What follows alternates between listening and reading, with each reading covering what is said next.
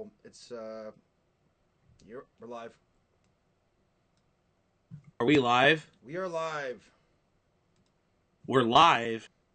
Live and arrive. Live, live, We live. never Okay, we guys. never decided on an If you, image to use.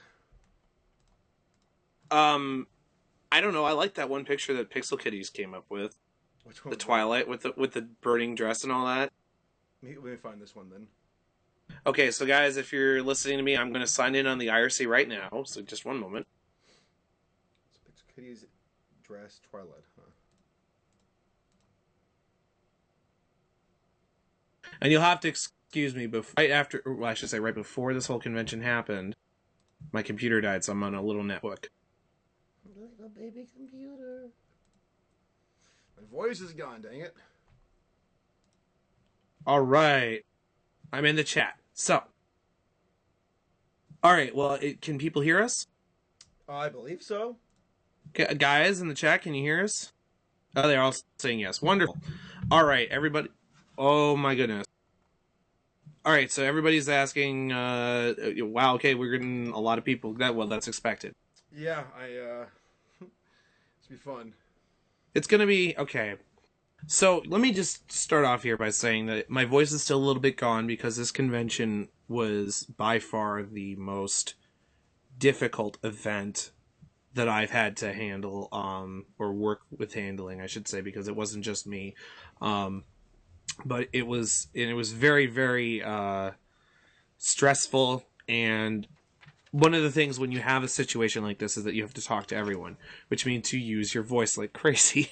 So I do want to let everybody know that I'm going to answer what I can. I came in and did this because I know there are still questions about this event. Everybody's wondering what the hell happened in Vegas. I don't know everything, but I do know a hell of a lot. I can say that. I know quite a bit. So I can try and clarify and answer what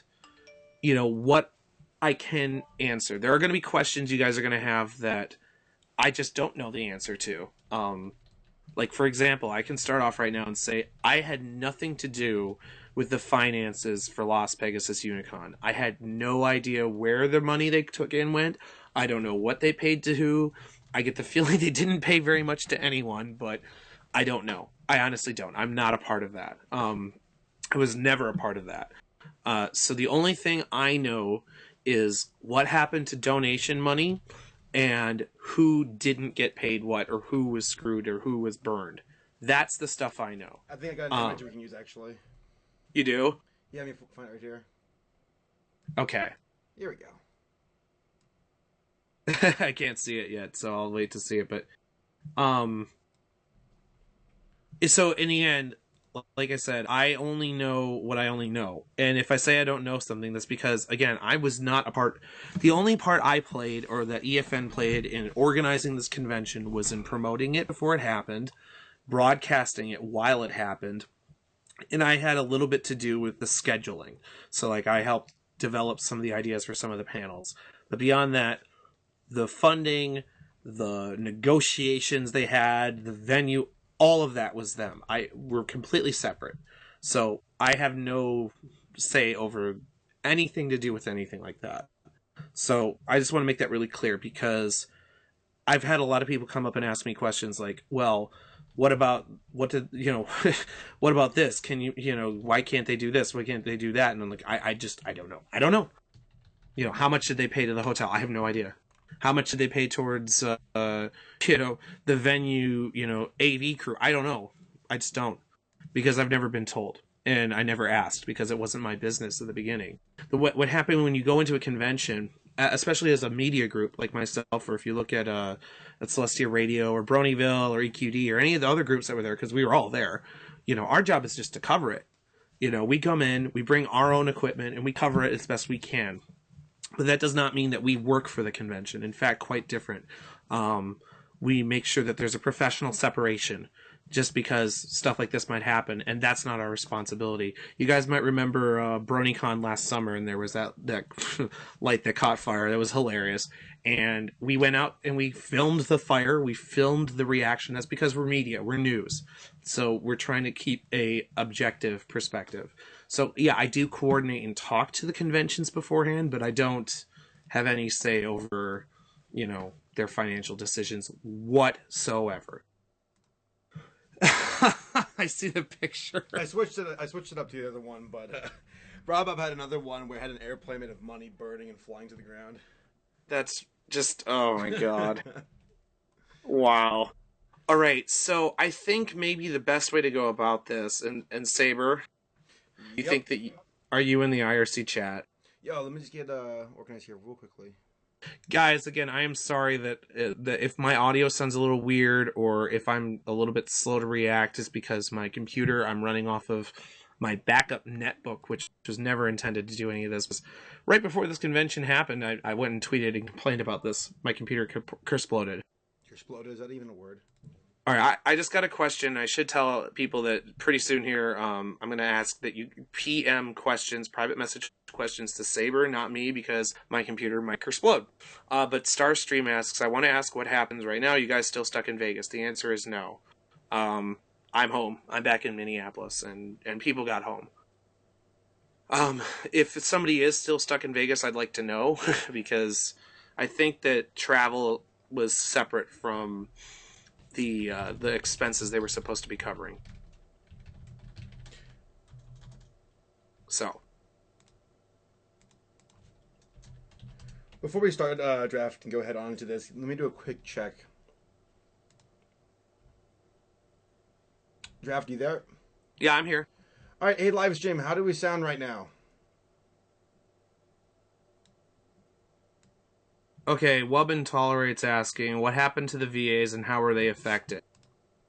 That's a big question. So here's the answer.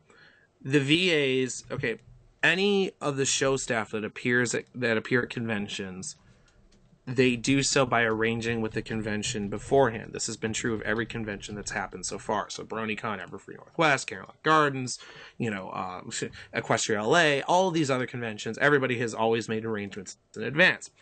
When you want to book a voice actor convention, you have to talk to their agent. That's just normal. That's how things are done. That's their job. The agent's job is to deal with that. Conventions standardly cover travel, accommodations, and then appearance fees in a very basic sense. And none of those things were covered by the convention in this case. They were completely, on Saturday night, they found out they were going to get nothing. They were paying out of pocket to that point because they were told they were going to be reimbursed, and that didn't happen. So they basically, all these guests that showed up had nothing given to them whatsoever. They agreed to appear at an event and to pay out of pocket because they were promised they were going to be paid back, and that didn't happen. So, on a basic level, we raised $12,000 during that drive for the show guests. $12,000 plus there was about $3,000 raised from discounted autographs and pictures, etc., in the actual autograph room at the event as well. So a grand total of $15,000 was raised. That $15,000 almost pays for the travel and accommodations for all of the VIPs that showed up. I should say, and by VIPs I mean show staff. So the voice actors, writers, that stuff. My understanding from my discussion with agents is that about 90% of those expenses were covered by that. And you have to understand that the agents and the voice actors are unbelievably grateful for what the community did to help them out. I mean, I think it was something we needed to do because these guys create the show we love. And as a community, it's our responsibility to make sure that they're taken care of. It's not our responsibility to bail out conventions. We never did that. Every dollar that was raised did not go to Las Pegasus. Not a single cent of it went to them. It went straight towards one agent who agreed with all the other agents to distribute the funds. This was actually an unprecedented meeting of the agents. So, when you guys... for a quick second? Yeah. The live stream, I had to re-log into it, and it froze on me. Like, I can't log in at the moment with my screen or password. So, if you all want to ask me questions, and maybe one of our moderators can do this, go to my Twitter. I know it's kind of a hassle, but go ask me questions there, and I can sift through them and find them for draft and ask him. Yeah. I mean, so they can still hear me, right? They can still hear you. You're fine. I just can't log into the stream and actually look at what people are typing about. So, as you were saying. Yeah. Yeah. Okay. So they're entirely grateful. The money that was raised, like, and you guys saw this. We did this on the live stream. We live streamed us sending the money to one of the agents' accounts on PayPal. And I should clarify this too, because there's been some questions about this too. What happened was a last minute thing. We needed a last minute, instantaneous way to try and bail people out. And so we needed the best possible method, which was business accounts on PayPal. You can talk to all the other media groups. Saturday night at I guess it was Sunday morning at 1 a.m. Saber was there. I was there. Not Chef Sandy, Apple Cider. Chef Sandy wasn't at the convention, unfortunately, but Apple Cider was there. Sathisto, PK, Cereal, everybody was there. All these media groups were in a room with all of the agents, and we were told, okay, the VAs and the show staff guests are screwed. The convention decided not to pay them. They just couldn't. And so at that moment, we needed to come up with a system to try and raise donations. That was something that they said, look, is there anything the community can do? What do you think we should do? And all of the different media groups all at once said, we can start a drive. That's why the next morning you saw that there was a unified announcement across all the different groups. That was amazing, by the way. Yeah. We needed to have an account ready to go. So the only business accounts we knew of, or the only business account we had set to go that was not an agent's account, was a business account that one of the members of EFN had just set up already. Now, why is it important to have a business account? Because if you get a ton of donations on a regular PayPal account, PayPal will shut it down because it will think it's a fraud. Business accounts have a little bit more flexibility with that, and that takes time to set up, and that takes registration and confirmations, etc. So we used the account that was available. Once we had set that up, we were in war mode. So we were basically, do this. We didn't have time to, set up another account or something. We had to use what we had. After the day of the Sunday of donations, I talked to all of the different agents. I said, look, we've amassed this sum from the community. These guys have done what they can. What do we do with this money? Because I'm not responsible for that money. I'm like, EFN, we were using the account as a tool, but we didn't want to have anything to do with the distribution of the money. So the agents talked together and they agreed on making a payment towards an account that is operated through John Delancey's agent, who everybody respects, and that account, that business account, again, because business PayPal accounts are hard to set up, that also concurrently was Robert Picardo's fan club account. Now, originally that wasn't supposed to get out publicly, but of course when you're live streaming the donation of a ton of money, it's hard not to get an image out there. That agent had talked to Robert Picardo. And if you guys don't know who Robert Picardo is, he's an actor. He's actually awesome. He's my favorite character from Star Trek Voyager. He was the Doctor. And Robert Picardo said, yeah, by all means, because the Star Trek community has had events that have done this too. Star Trek conventions that go belly up, and nobody has any, funds, and everybody's screwed, burned. And so Robert Picardo said, no, I've been there. Please use the account if it makes things easier. And so that was really generous on his part. I mean, he's an awesome guy. So we made that donation, and they got out there, and they were like, well, wait a second.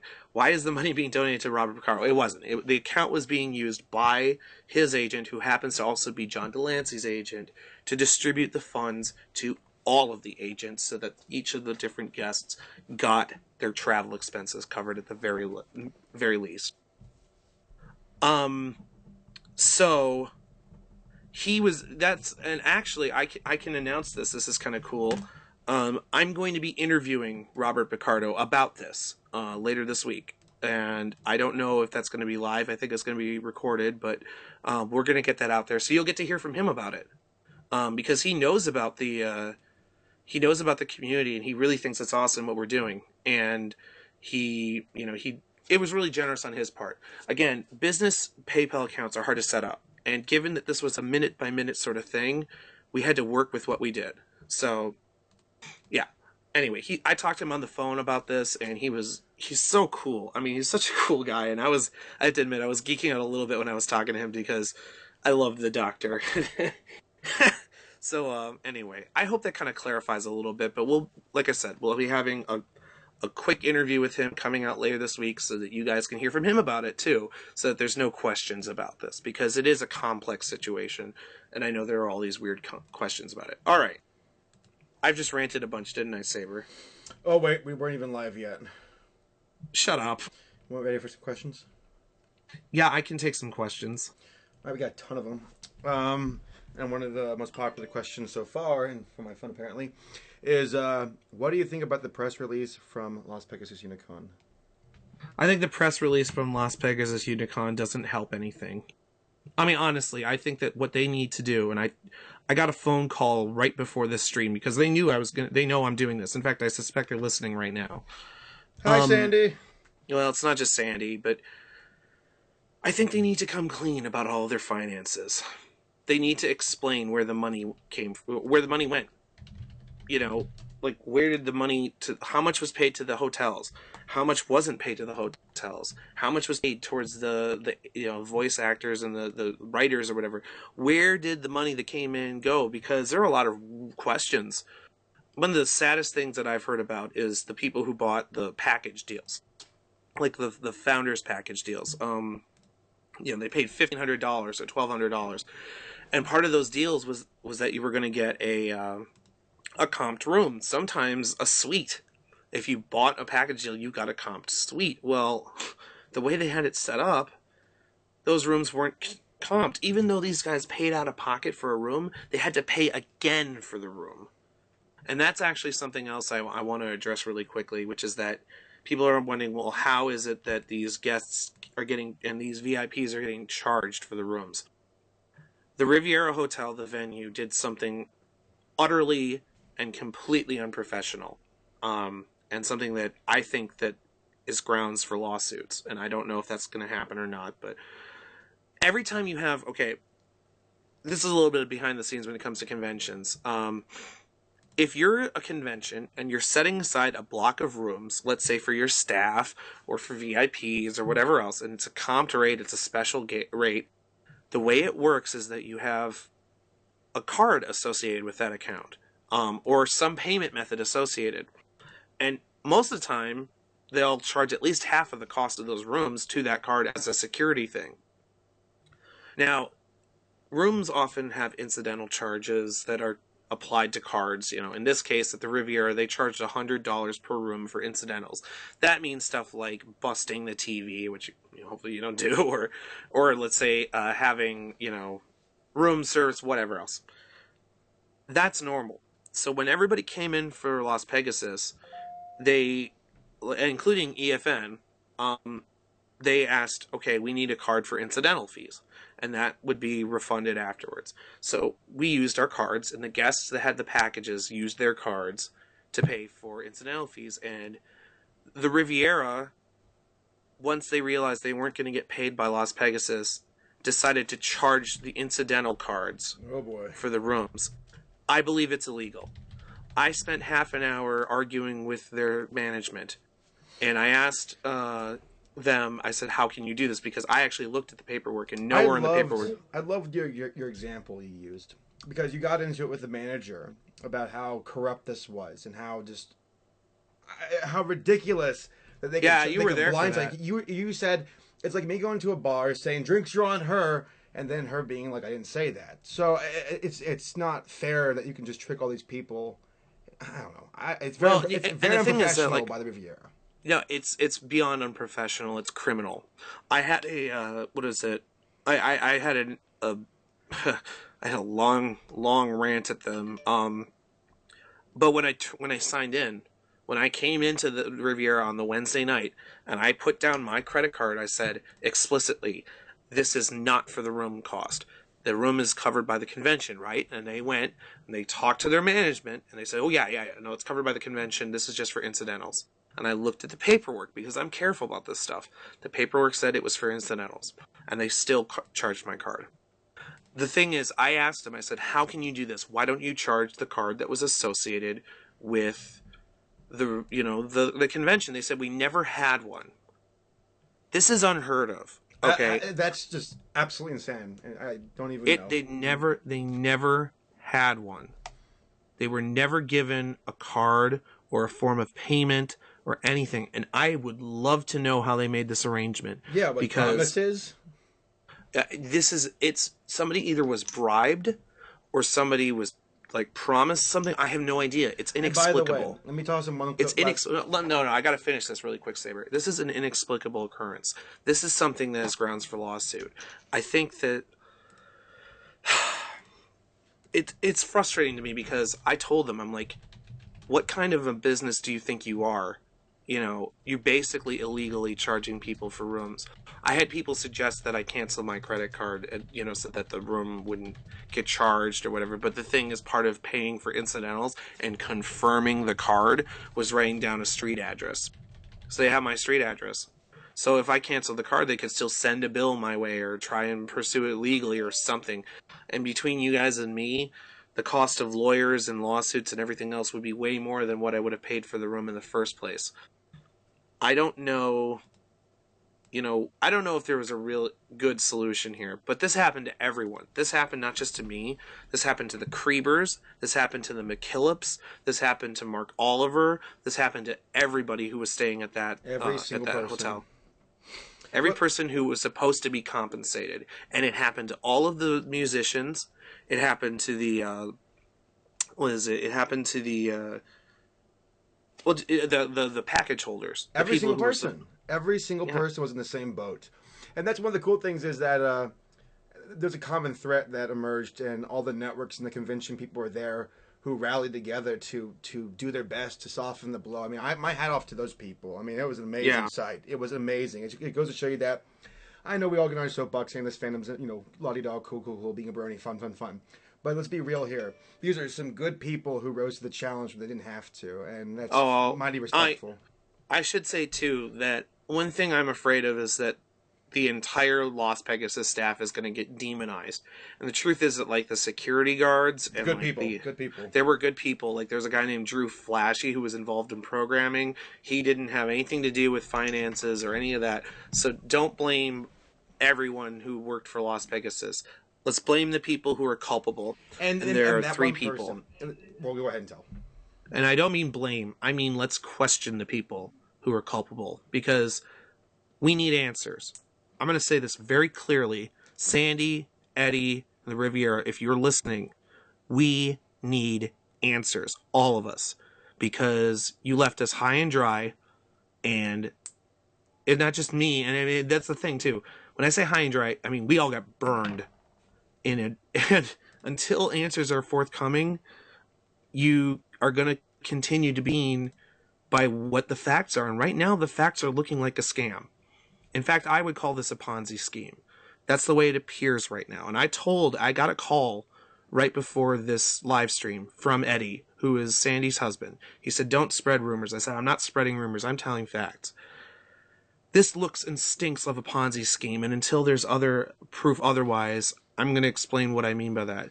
If you guys don't know what a Ponzi scheme is, a Ponzi scheme is basically an investor will say, hey, I can take, say, $20,000 of your money, and I can put it in this amazing investment, and you will get a great dividend off of it. And, you'll get this great return, and you should totally invest. And so let's say this poor person, the person getting scammed, I should say, invests that chunk of money, and then Ponzi or whoever else will pay out from the money that was invested, not from returns on the investment, but from the money that was invested, dividends, fake dividends. And they'll use that information to convince other people to invest. Well, this convention convinced a lot of people, a lot of guests and agents to show up. and a lot of media groups by saying, yeah, we're going to comp your rooms, we're going to cover your travel, and we're going to, we're going to pay you a certain amount, not in my case, but for the VIPs, we're going to pay an appearance fee because they're taking time off of work to be there. I mean, in a sense, they would lose money on work lost or work missed, etc. So it's normal. That's just understood.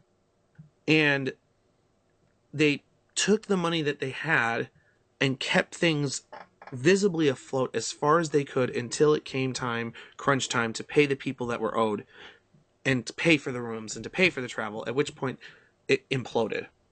But the problem is that they got tons of money that came in from ticket sales and from especially like the VIP dinner. That money had to have gone somewhere. And I was never involved in, registering things with the venue or the VAs or any of that. I wasn't, so I don't know what their costs were. But until they detail what their costs were and what was paid, and until that's confirmed by like the agents and the venues, etc., this stinks. This stinks of a scam. I mean, and I think they'll have to agree with me on that. I think anybody would agree with me. I mean, there's definitely some foul play going on here. Something's wrong. On a very base level, something is wrong. And it's not just that they didn't have enough money. It's that it's things like not having an account set up with the Riviera for the comped rooms, and the Riviera going along with that and telling people that the rooms were already covered and then being charged. And then people getting charged. Something is deathly wrong. And until more information comes from the actual convention people about the numbers, look for numbers, people, and look for dollars, and look for confirmation too, because they don't need to just have them put that information out there. It needs to be confirmed by the people who are owed. Because they can say whatever they want. If it's not confirmed by the people who are owed, then it's just speculation. May I add something in? Yeah. And this is my personal experience. Well, I walked up to the counter to check out because I wanted to jump ship since everything was sinking. I spoke to one of the ladies who was working the counter, and she said that I couldn't, that I was getting pretty much had to pay for everything, for my hotel room and everything and stuff. And she had a piece of paper that said, and she even told me that she was told by Sandy that they can't pay for it, that the hotel has to ask us to pay for it, that Sandy came to them and said, make sure that they pay and we don't. Yeah, now this is something I was specifically asked to say, is this a rumor or not? No, it's true. Yeah, and what I mean is that the con organizers, they called me up and said, look, this is a rumor. And I said, no, this is something I had to go through, and everybody who was told that we were going to be given comped rooms had to go through. A lot of people saw that paper, exactly, Bacon Master. I'm watching the chat. What color? I can't read the chat right now, but what color was the ink on that paper? I want to know. Well, probably people start making up colors. Yeah. It was blue. It was blue ink. Therefore, we are right. Well, look. In the end, I don't want to... Okay, this stinks bad. And when I say it stinks of a Ponzi scheme, it has the telltale signs of one. But the reason why it has those signs is because of the lack of transparency from the organizers. Now, they made a post earlier today saying that they came up short and that they're not trying to be secretive and they didn't run away. Okay. Then what they need to do is provide the information. Because when you come and you say, all right, you lost the right to be secretive about your finances the second you screwed over an entire community. You lost that right. You need to come clean or expect people to think you're scamming us. Because that right now is the way people are seeing it. I mean, I don't think I'm wrong here on this, Saber. I don't think that I'm asking too much. You're not. You're asking for the truth. And you know what? This family deserves it. And let's just drop the label together. As far as as far as basic justice goes for people, there's some answers there's some questions that need to be answered. So this has nothing to do with the Bernie label. This has to do with justice. You know what? This is justice that needs to be answered. Well, it's not. It's just. As you can imagine, I've been going over this over and over again with so many people. I've been I get calls and messages. I had some heartbreaking moments, and I'm I'm a pretty stoic looking fellow at conventions. I mean, I can laugh, but I don't generally get too emotional. People know that about me.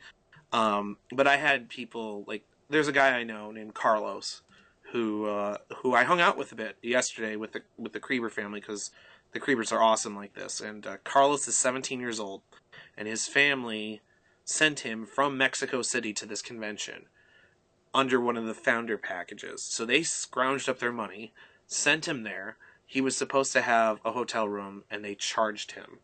17-year-old kid from Mexico City. Yeah, my God. And on that note, and it's just like, and I'm like sitting there, I'm like, oh. I mean, when you look at it that way, it's like, it's a travesty.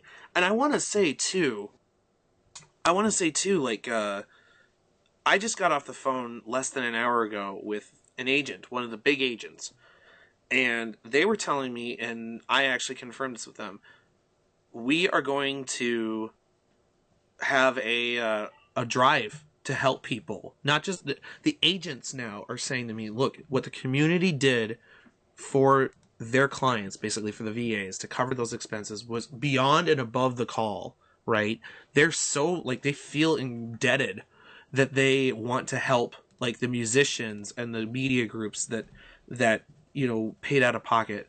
Because I'll tell you guys, if I have the receipt for it, if you ever absolutely have to see it, all of the money that came in, every single cent went to the VIPs, or the show staff. For example, I paid out of pocket, and EFN paid out of pocket over $1,000 for our hotel rooms, etc. Now, that's nothing compared to some of these other groups, and it's really bad. It's really bad that, like, the founders who were given these comped packages that paid way more than that just for these packages. I should say too, like, they weren't just screwed on the hotel. They were screwed on things like vendor bits. The dealers, I think, have been overlooked a little bit here. The dealers made an agreement with the convention. They said, we'll accept vendor bits, and vendor bits will then be cashed out at the end of the convention. So vendor bits are basically like a fake currency that the convention did. I thought it was okay, fun idea, but whatever. What happened was that the vendor bits became worthless. So if you spent, like Kefka Floyd here in the chat, who's an awesome artist, on that first day of the convention, if one of the ticket holders or whatever came up with vendor bits, well, you would take them as payment in good faith.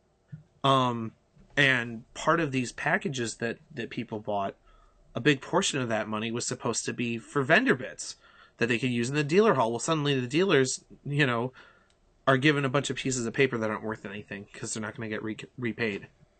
So the dealers got really burned on this too. Yeah, a lot of those guys, they walked away in debt. Everybody got burned. And I know there's a couple of charity drives going on right now to compensate those people who got screwed over so hard. And not just the people from the show, but community people who are musicians and artists and folk like that. Yeah. One of those is the LPU Relief League. I lost the link. Just go to bernies.com and you'll find it there. It's in the forums. I should say, okay, so I want to make a couple of quick statements too, and then maybe go back to more questions, because this is supposed to be Q&A. I have a ton of questions, like literally 90. Well, I'm willing to stay around for a long time here and answer what I can. So get some coffee. Yeah, people to settle in. I'm making some general statements right now. Come on, guys, take a knee. What is this, World War II? No, it's soccer. World War II. Take a knee. Who does that in World War II? Yeah, it's like in the movies. All right, we're going to invade Normandy. Take a knee, guys. Take a knee. Bring it in. We're landing on the beach. Take a knee. Draft. It's called sports. Ever heard of them? Debate doesn't count. Anyway, I don't make my debaters take a knee. Come on. Oh yeah. Okay. Inside joke. Josie, take a shot. I'm a speech and debate coach. Anyway. What was I even talking about? I got derailed. Ask me a question. All right, here's a question. Did the LPU staff really run away?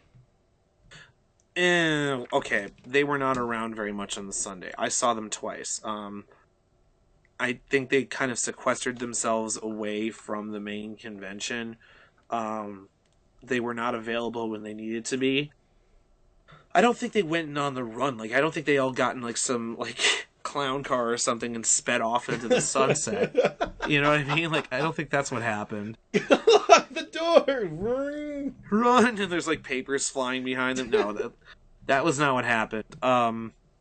They were not available. At the beginning of the Sunday, I think it was me, and I think I had Bajati with me, because basically we knew this convention was falling apart. So a group of us who have done conventions before, I mean, I don't work for conventions, but I do media or whatever, so I've worked with so many of them. I pulled Bajati, who, by the way, is one of the heads of Everfree Northwest. He's in the chat right now. I coordinated with Karen Padilla, who is the head of Equestria LA, Jonathan Dietz, who is the head of Fiesta Equestria. We were all there.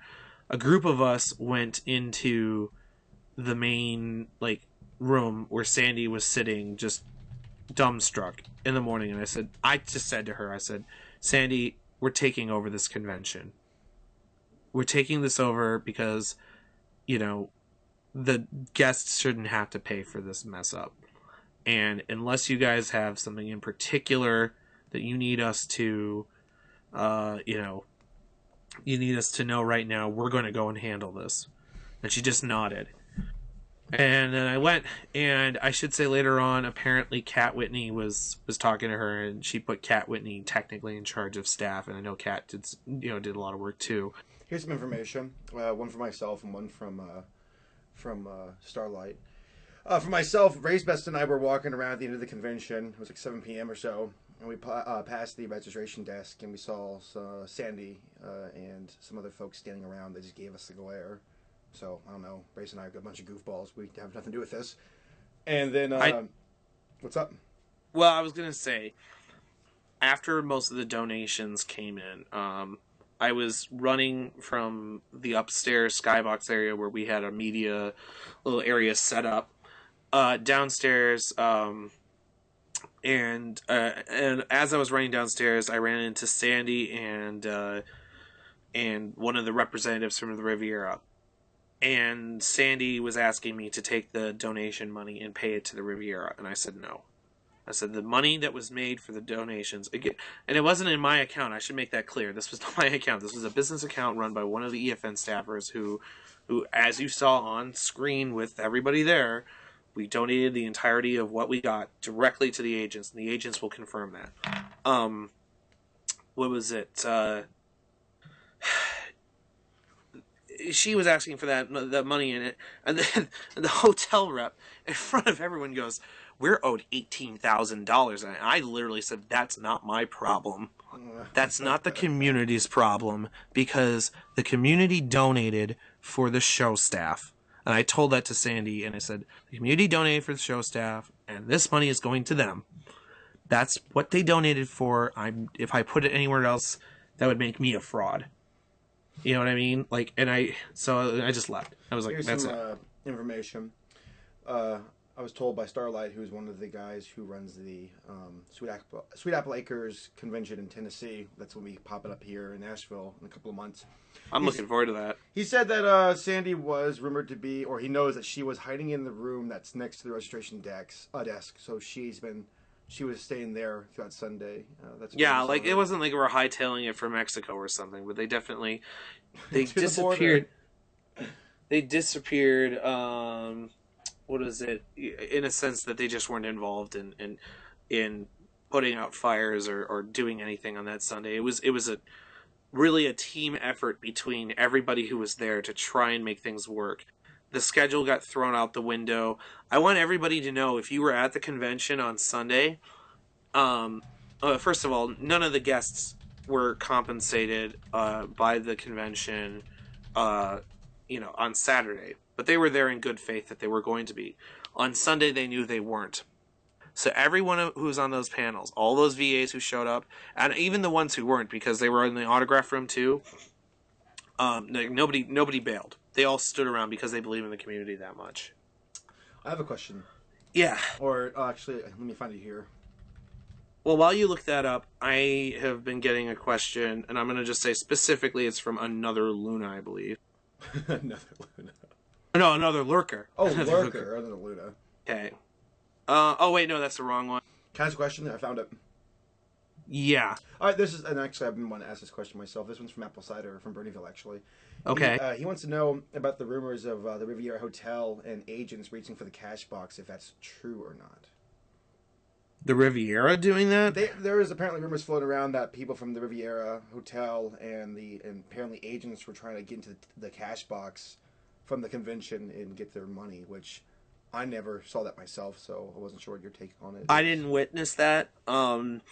What I know is that, given how the Riviera's been behaving, I wouldn't put it past them. I mean, but I don't know. I didn't see any of that. That's one I don't know. That's curious. Well, somebody, I'm going to try and find it here. Somebody asked me a question that's important. Somebody said that it was asking, and there have been accusations by notorious people that I'm trying to use this situation to curry power.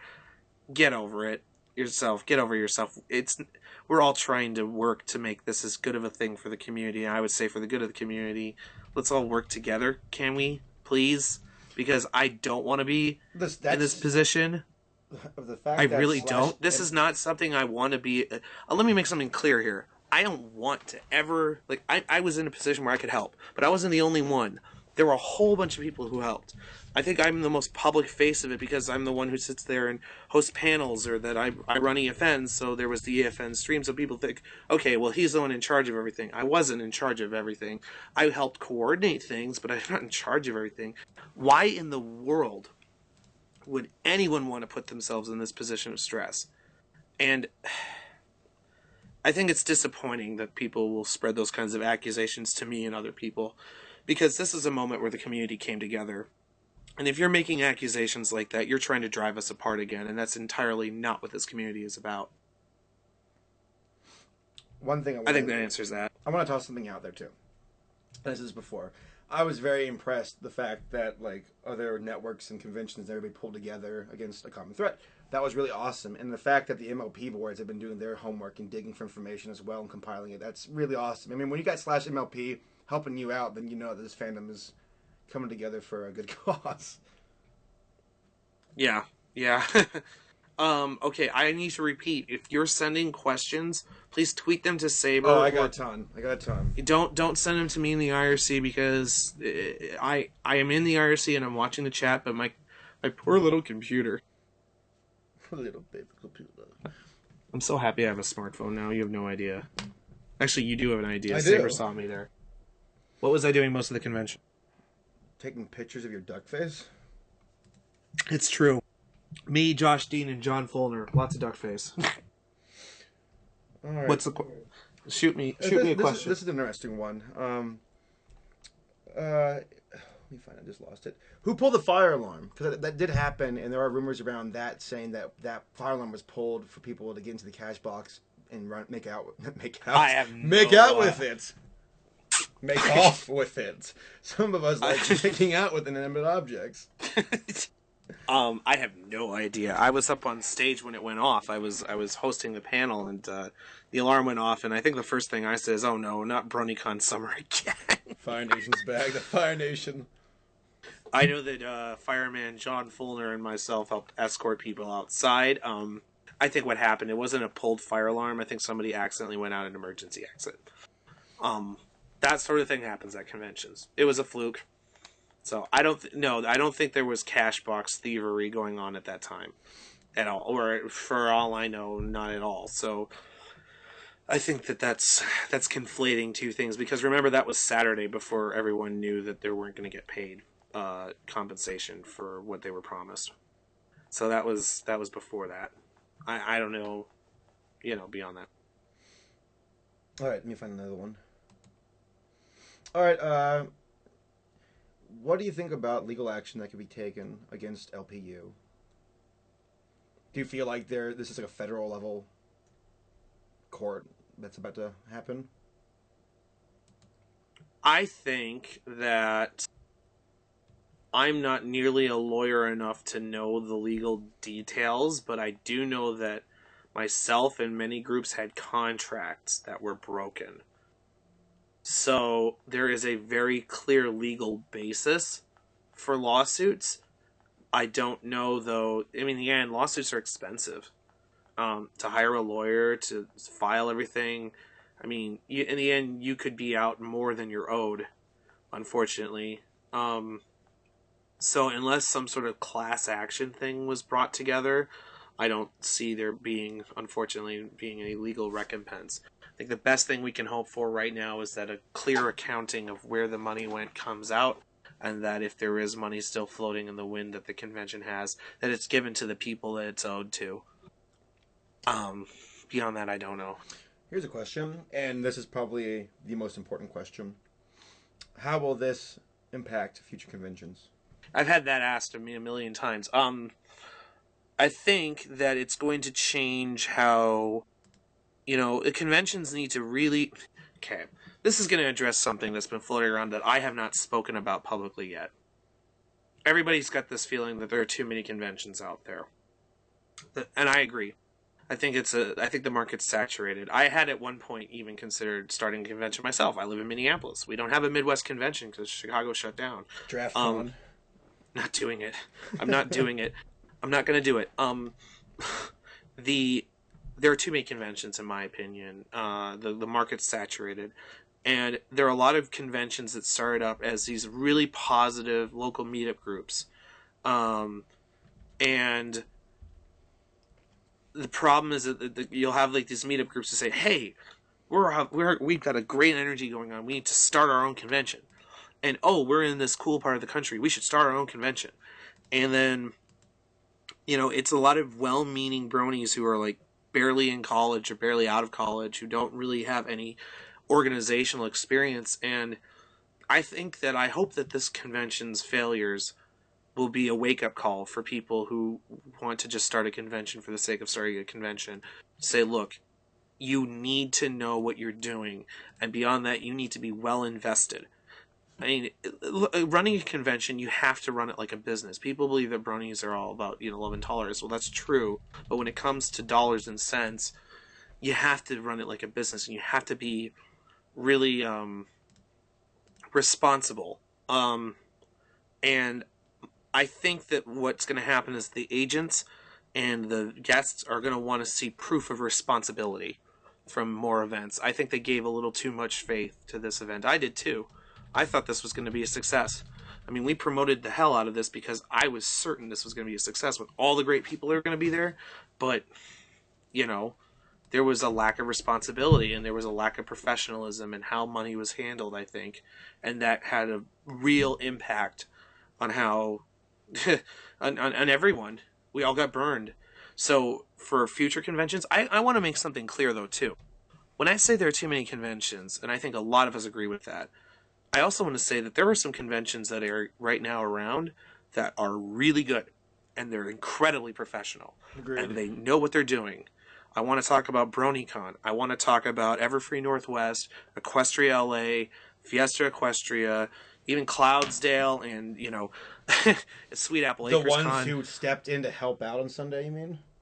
Yeah, the ones that came in, and they did. Hell, I saw the head of Cloudsdale Congress carrying boxes. I mean, that tells you something. There are some very well-established conventions that rock and that are really that know what they're doing and have in the past paid all their guests and had their things covered and had a professional relationship with professional venues. Those things need to be assumed for conventions from now on. And I think that I think that what's going to happen because of this is that it's going to really make conventions take a moment and think about what they can do to prevent this kind of a mess. And in a sense, that's a silver lining, isn't it? I mean, you're learning from other people's mistakes. But it also, I think, needs to, for the smaller conventions, needs to make you think for a second, okay, is this event that I'm planning for July of 2014 that hasn't happened in the middle of nowhere, is this a good idea or not? And if it is, there are two types of conventions, I should say, too. I'm going into a little bit of an area that I've talked about behind the scenes, but not in front of the scenes very often. you've got two types of conventions in this fandom. There are the big name ones, like we know BronyCon, Everfree Northwest, and and EQLA. Those I could name them all, please. Later on, they're going to be like, "You didn't mention me." I'm like, "No, I'm just giving examples." And they shoot for large numbers of people to attend, and they have very professional venues. And so they expect a large number of people. The people show up. They pay their bills when they need to be paid. Everyone's happy. And there you go. There's also another type of convention out there, the smaller ones, the meetup groups, that then say, okay, well, we never anticipated being a large convention in the first place, and we're going to be a smaller event with just a few hundred people. So that's your trot cons, and that's your, brony fanfares, and your, those ones.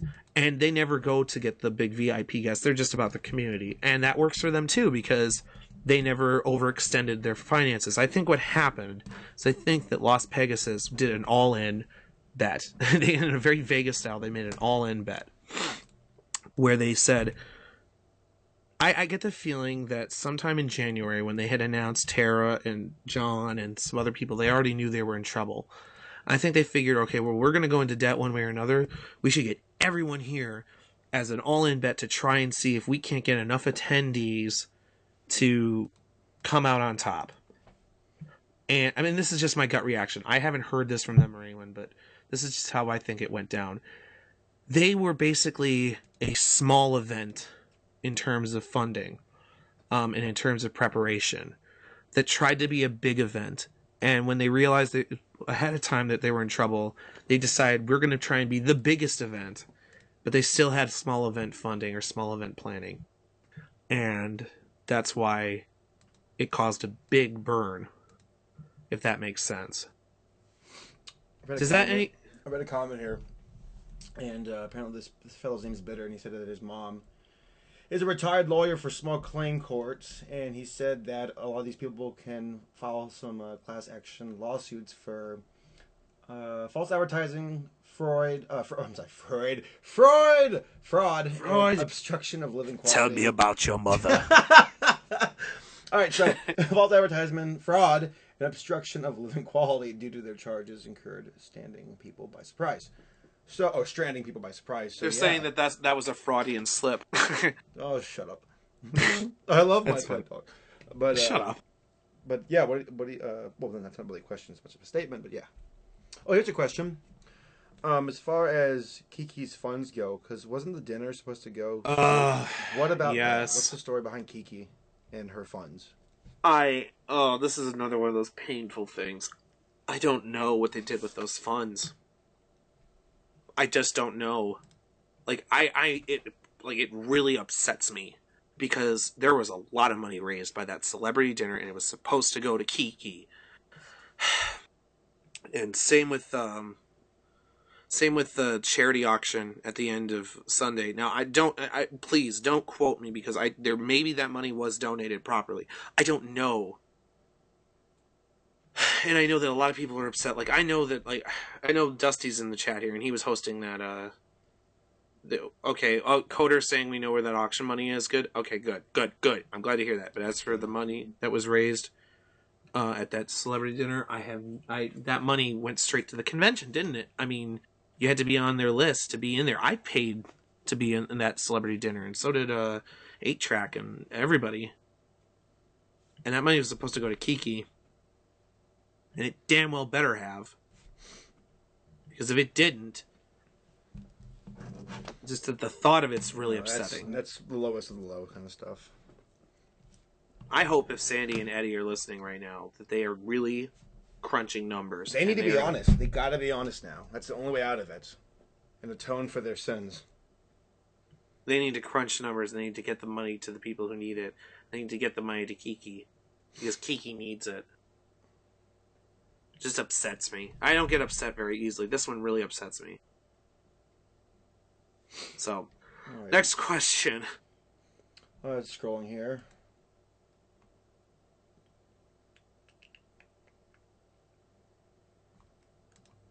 You can't tell me you've run out. No. There's so much. I'm just scrolling through the ones that are. Well, just ask the next one. I mean, hell, I'll answer bad questions. Did you get any good merch? And if so, do you have any pictures? I actually didn't buy any merch at this, but I did set up for one. What happened to Okay, my shirt you bought me? I didn't buy you a shirt. Yes, you did, the EFN shirt. Oh, the one that you like conveniently forgot and never wore throughout the entire convention. I had khakis and everything planned for that. You never wore your khakis. Don't even lie to me. I did. I wore them. Don't even lie to me. I wore them to bed. All right. Let's say something positive. Chaotic Brony is a really cool jewelry maker, and he makes like engraved stuff. And he asked me if I ever wanted to custom something to, that he could take orders, as a commission thing.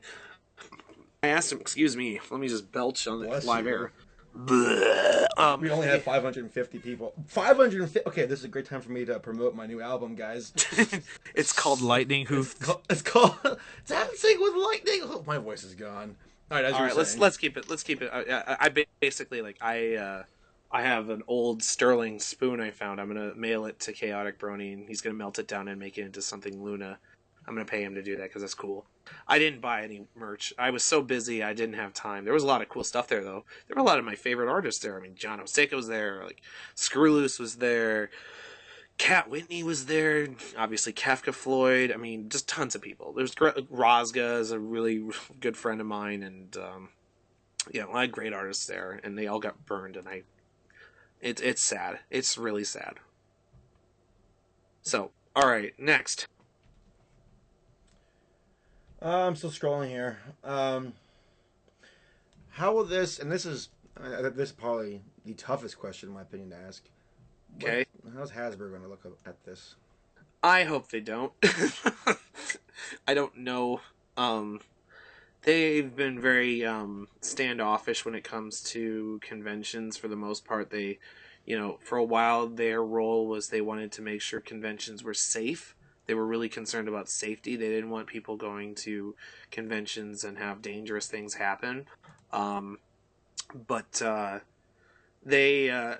hoping that what they'll see from this event is that even if a couple organizers make some big mistakes, that both the show creators and the community can rally to make the best of it, and that we can bounce back from it, because this community is too positive and too amazing.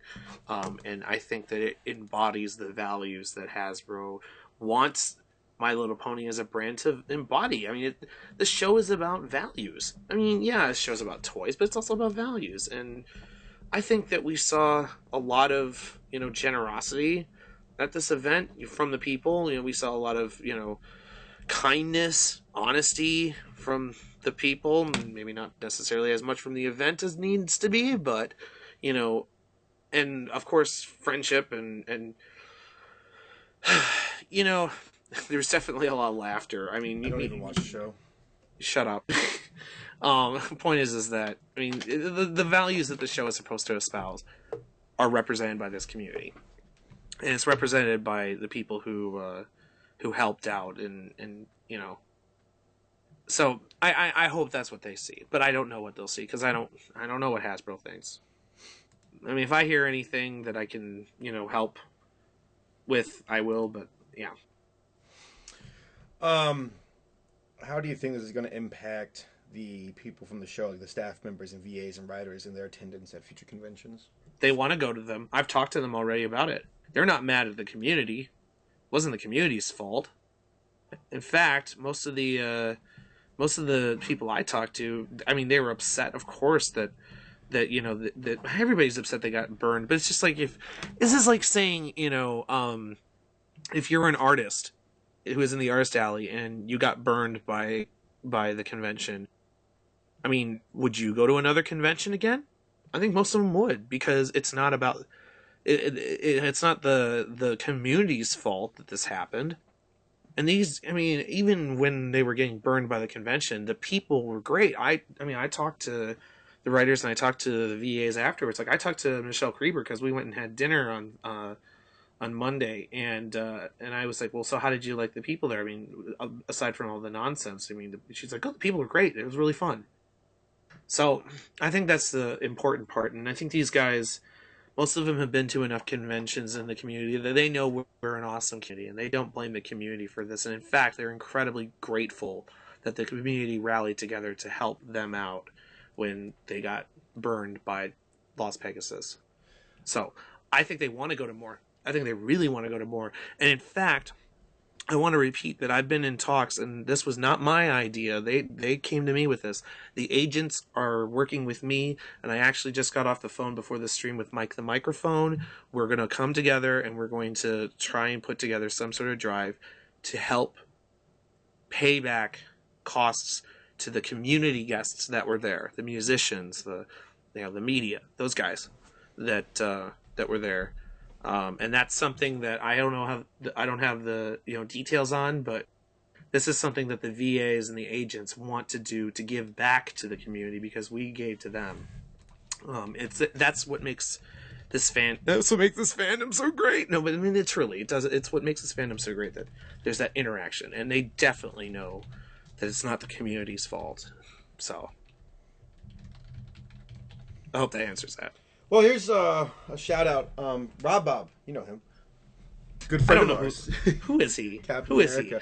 He stepped in to do security stuff with some other volunteers on Sunday, and Rob sent me a Skype message saying to give a shout out to Kat and her security team. He said they did a good job, so give credit where credit is due, because they were part of the LPU team, but they did their job well.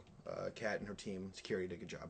Yeah, they did an amazing job. Well, Rob is a really good friend of mine. Like we spent some time, like he came in early before the event, and me, him, and Cowboy Dave and a group of people, Jay Haller and a group of people went cruising around Vegas, and we had just an amazing time. And he got me hooked to the Lord of the Rings slot machine. How much did you lose on that again? I think a grand total of $30. That's all right. Swear it. Swear it. He kept getting the Gollum bonus. He wasn't happy about that. But yeah, no, I mean, that's actually kind of what the most important part of this convention was, right? I mean, he says in the chat, Gollum is a punk. That's the most important part of this convention, was that people got to see their friends and hang out with their friends. And if anything, I think that my friendships with the people here, I mean, adversity kind of builds bonds, doesn't it? I mean, and this was rough, but we came through it a stronger community, I'd like to think. By the way, I have a link to the current charity auction going on for the people who got stranded out in LPU. Live stream mods. Can you pause chat for 1 second? Wait a second. What do you mean still? Wait, there's people still in Las Vegas? That's a question I actually wanted to ask next. I don't think that... Okay, for example, I know that some people's airfare was compensated. I can say that because mine was. It was not good airfare, but it was airfare. So, like, I got home fine. But I don't know if there are people still in Las Vegas, we need to get them home. I don't think that's the problem, because most of the people who came there, paid their own airfare. So, okay, what's the next question? And this is a really good question. Silent actually asked me. Taylor! With all the events that happened and how the media and the networks work together, what does this mean for EFR and their relationship? Not EFR, we're EFN now. How will this reflect the relationship with EFN and the other media networks in the future? Well, I've always said I've never had anything against other media networks. I mean, I've always said that I think that the more media we've got to positively and professionally cover this fandom, the better. I mean, but I think what he's talking about is that we all were working together to get this donation drive going. Like, that was a unified thing. It was unified on the agent side, and it was unified on the media side, because we all recognized that the entire community was at stake.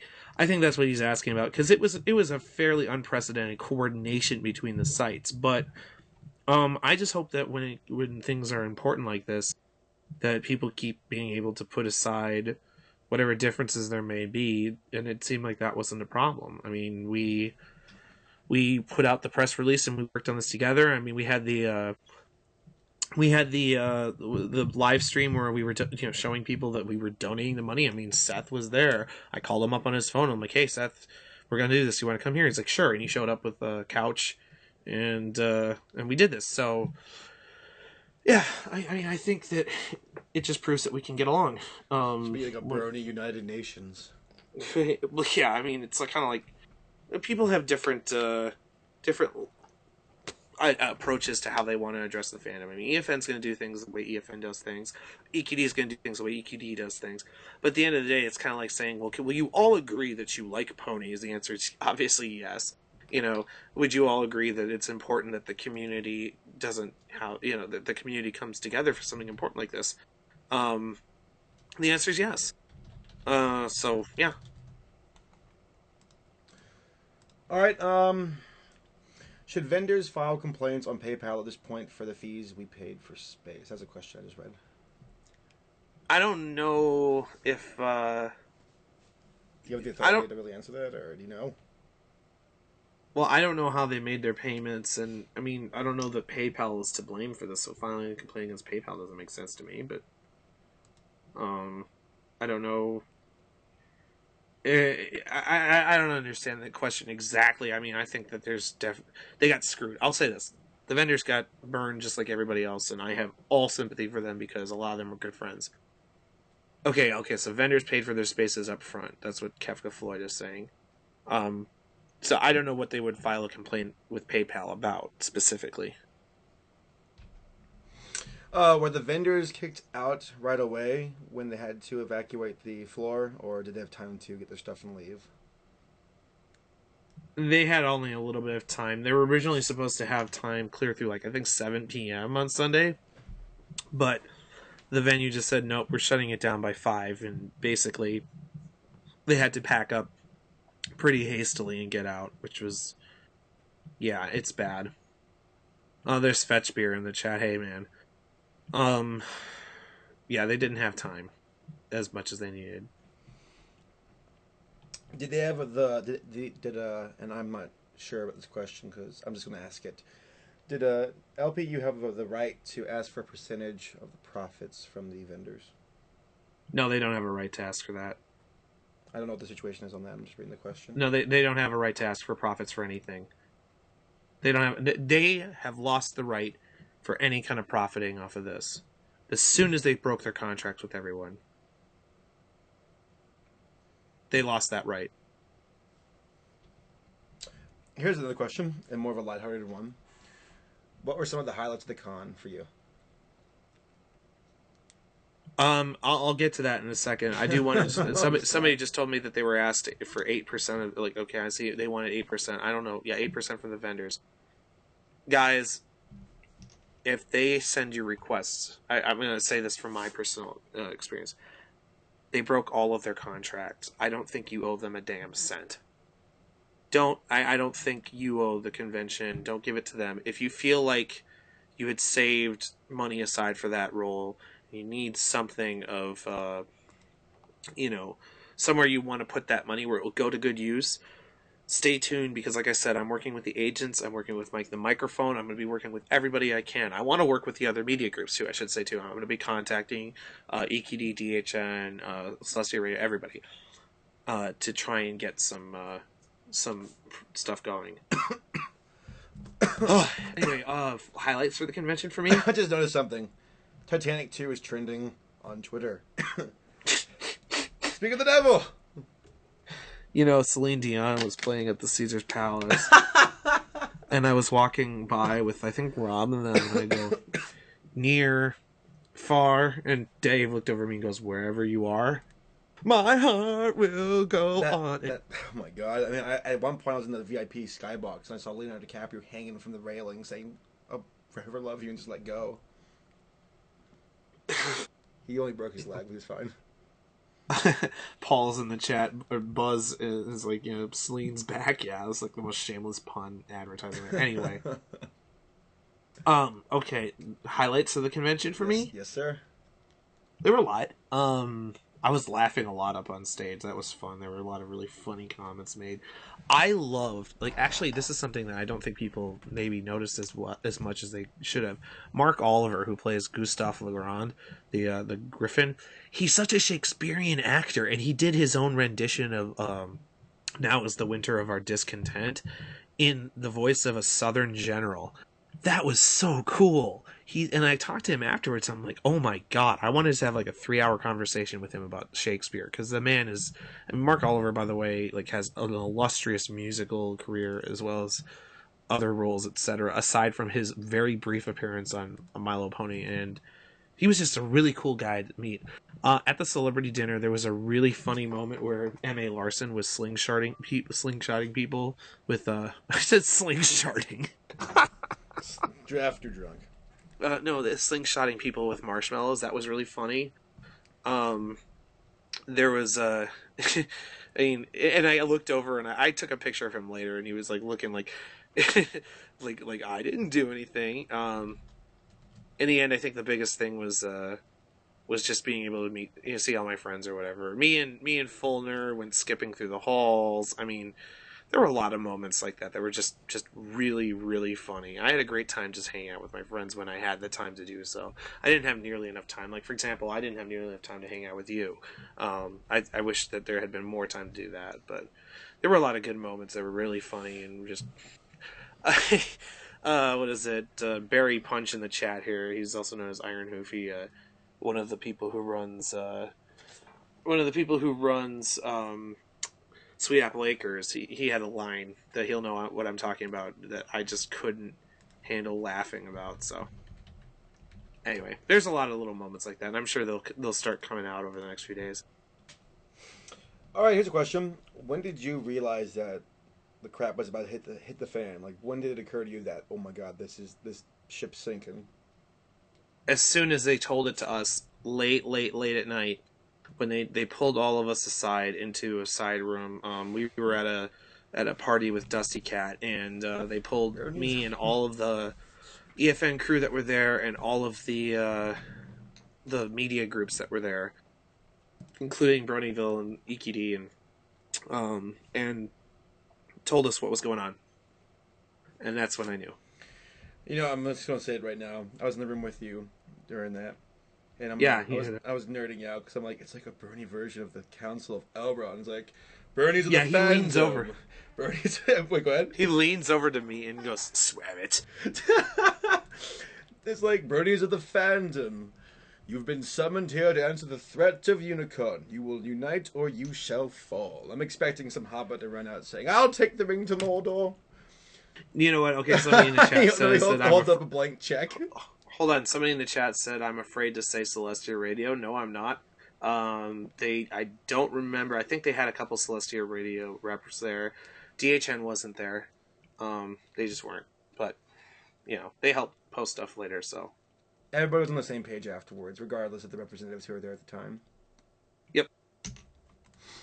All right. I'm running out of questions. You're running out of questions?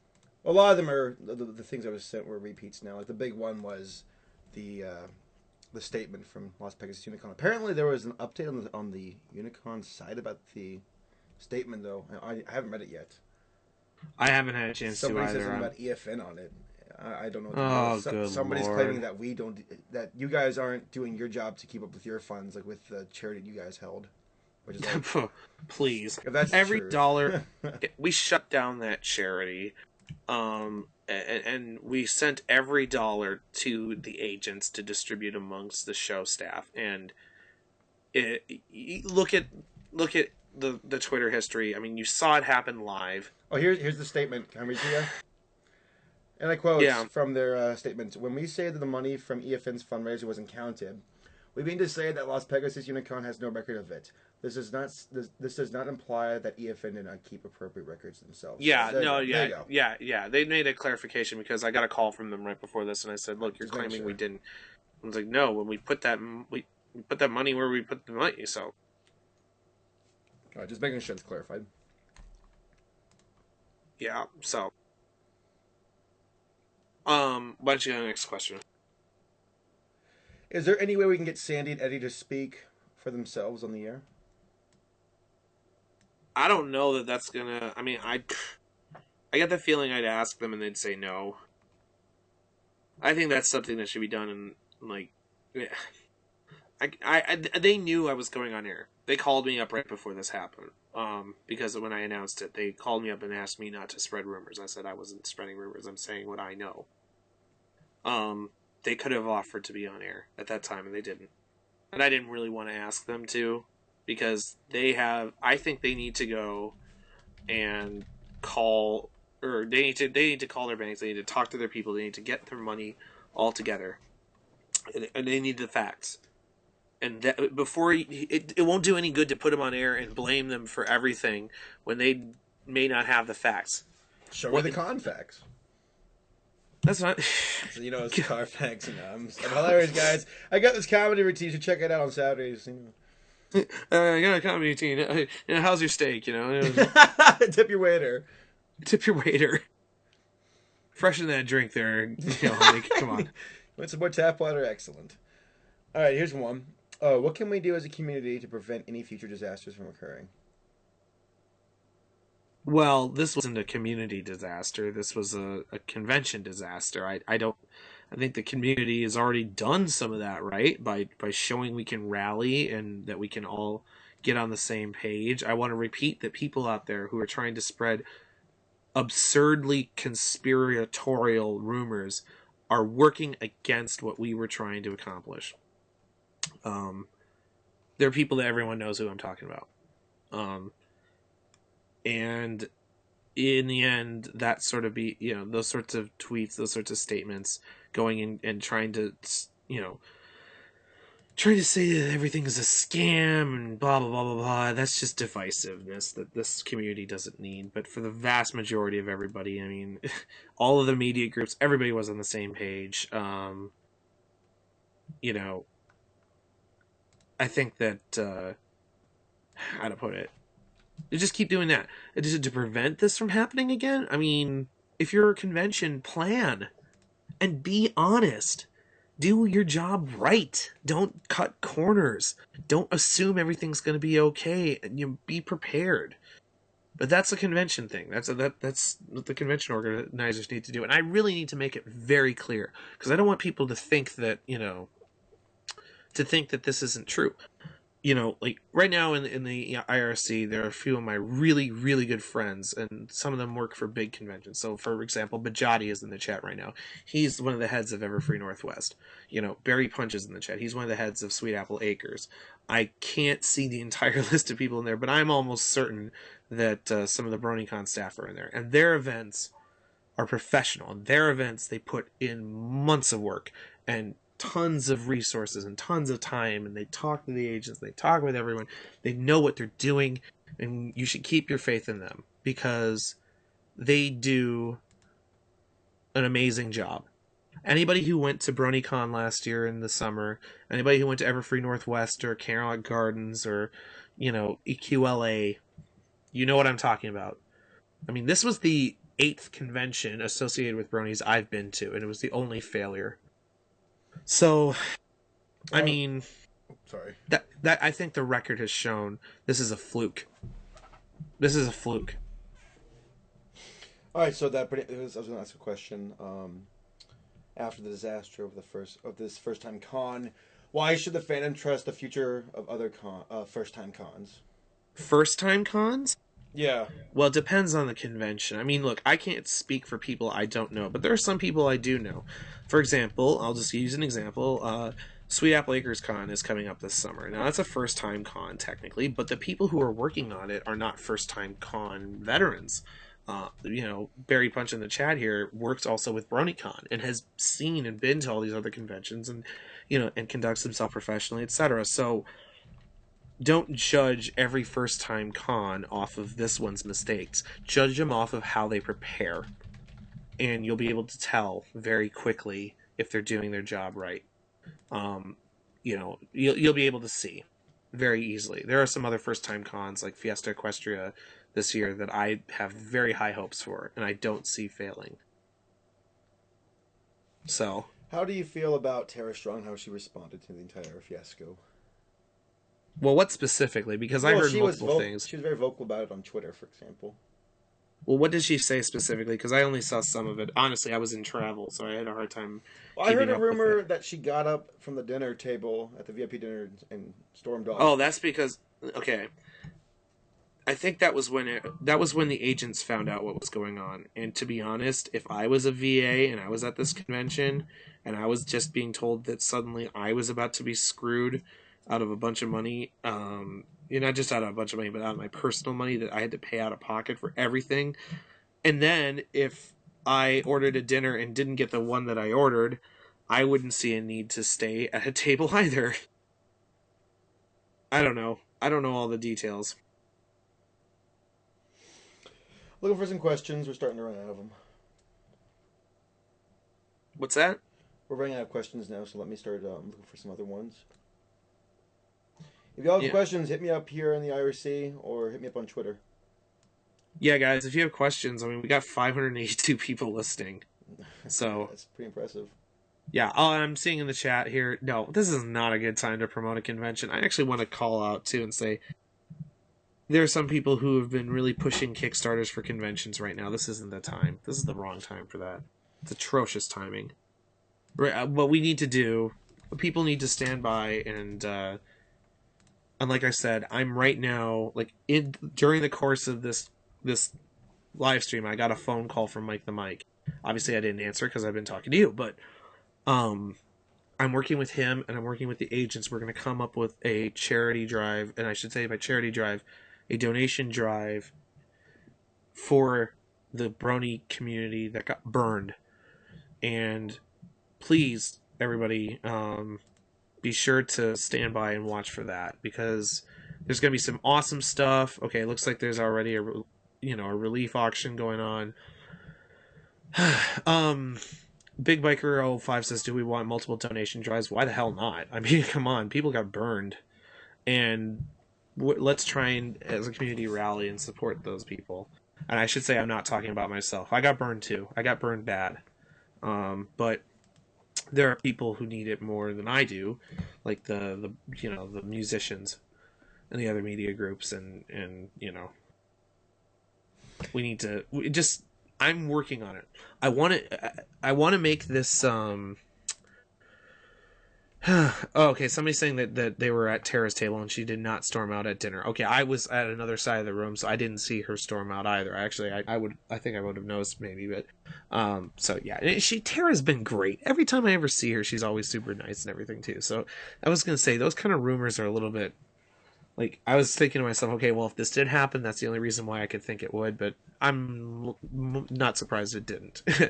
But I would just say, I want to help coordinate, and I'm working with a bunch of people. Like, there's a whole Skype chat that I'm going to be coordinating with, and everybody, to try and do a big donation push that is community-wide.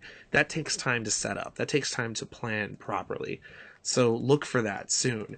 It's not going to be immediate. I don't want to rush this. We had to rush what we did at the convention, but we've got just a little bit more time now, and I want to make sure that we do the best job we can. Here's a question: how did the guest from the show get back to the airport? Because if I heard correctly, wasn't it that pretty much on Sunday night everything was cut, where hotels and flights and drives and everything were pretty much cut, and the VAs had no way of getting back to the airport? What happened with that? When that was happening, I was also running around making sure that everybody was able to get their stuff out of the venue before they locked it up. So I missed some of the details, but I do know that there were a lot of volunteers. If I'm not mistaken, I think that Dusty and Care to Win, coordinating. Dusty's in the chat. Dusty, write in the chat how, because I think I know, but I don't want to claim it unless I'm certain. But I know that people kind of rallied. Hey, the chat people, can you put it on voice so Dusty can put in the chat what happened?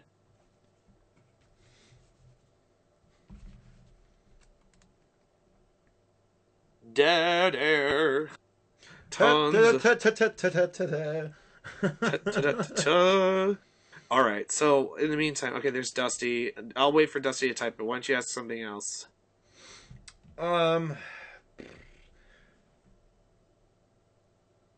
They claim that $40,000 was paid to the agents, but how much money was actually given to, like, the actual VAs and guests from the... Well, not that much. Like, why was there an urgency to pay them immediately as soon as this information got out? They didn't... Okay, hold on. Alright, so in the chat right now, Glittering Pony, who's the head of EQLA, is saying that they helped, and I know that's true. Okay, yeah, there we go. That's what I thought happened, Dusty. Care to Win, by the way, if anybody got a chance to meet this guy, he's very modest, but he's one of the greatest people I've ever met. Wears awesome yellow glasses, but he's just, he's honestly one of the greatest guys Care to Win is, and I was so happy to get a chance to meet him because he was such a help everywhere.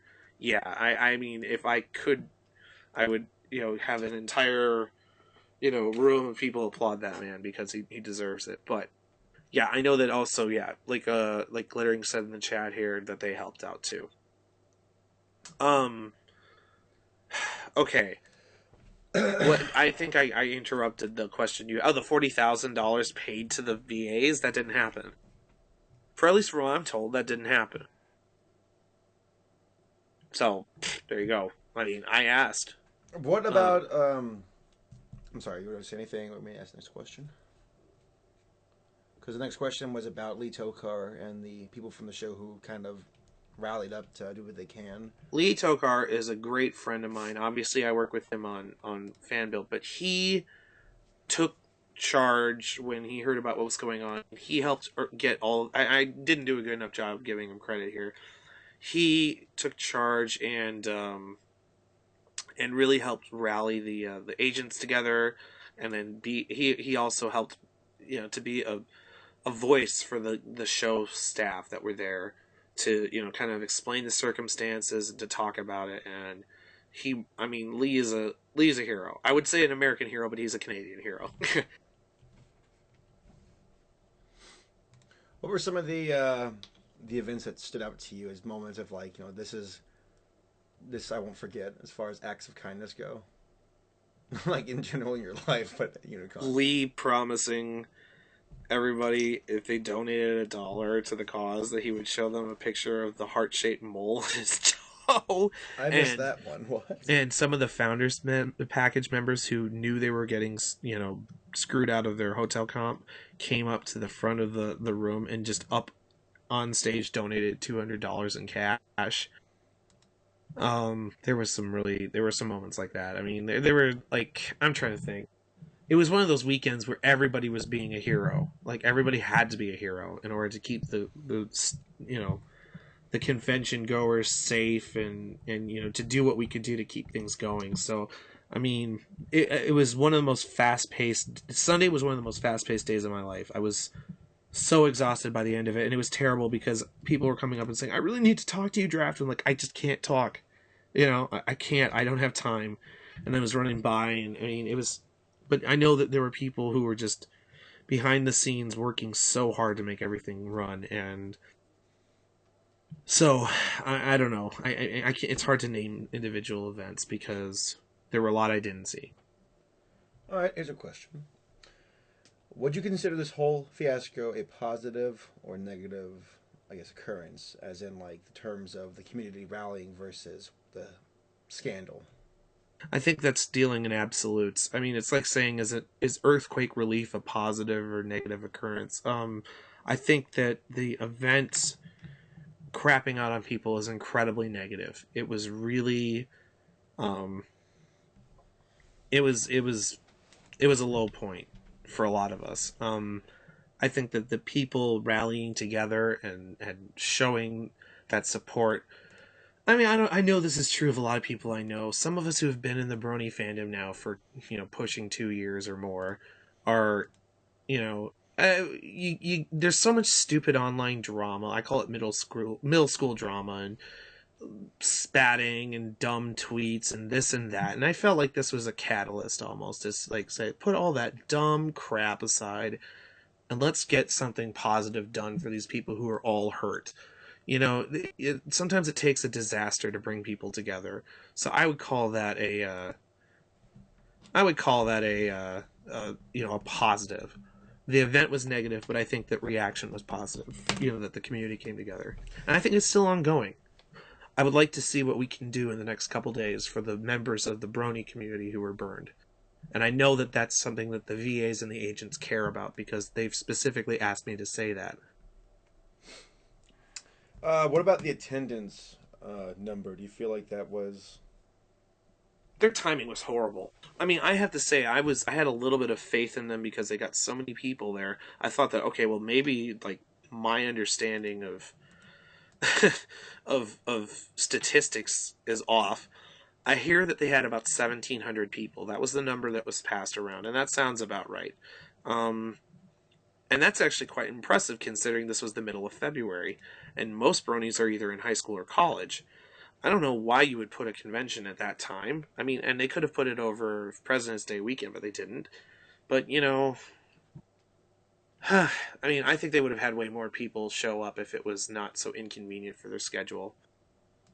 Um, but yeah, what I heard was 1,700, but that's a lot of people too. Here's a tweet from Tara, by the way. Someone just sent me about her response to the entire fiasco.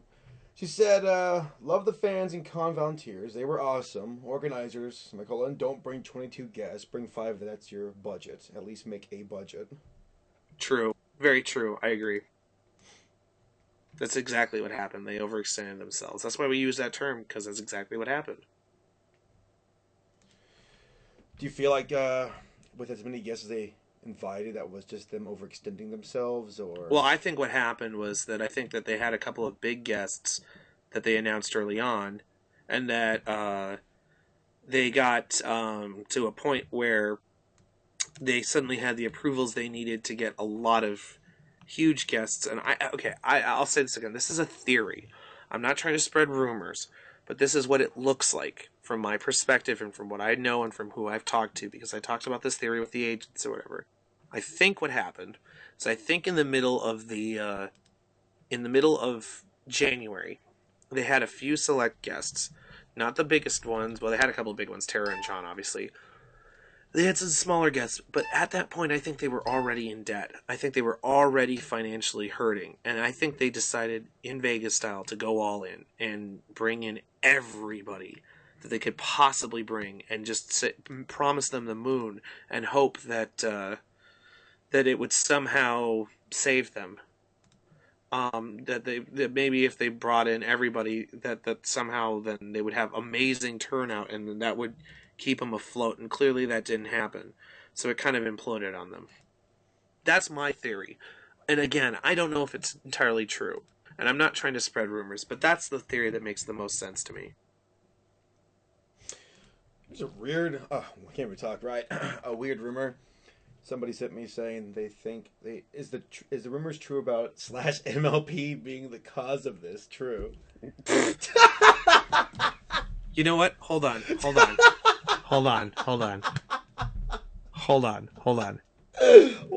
I'm gonna say it is true because slash MLP has created so many bronies that there are conventions. There, done.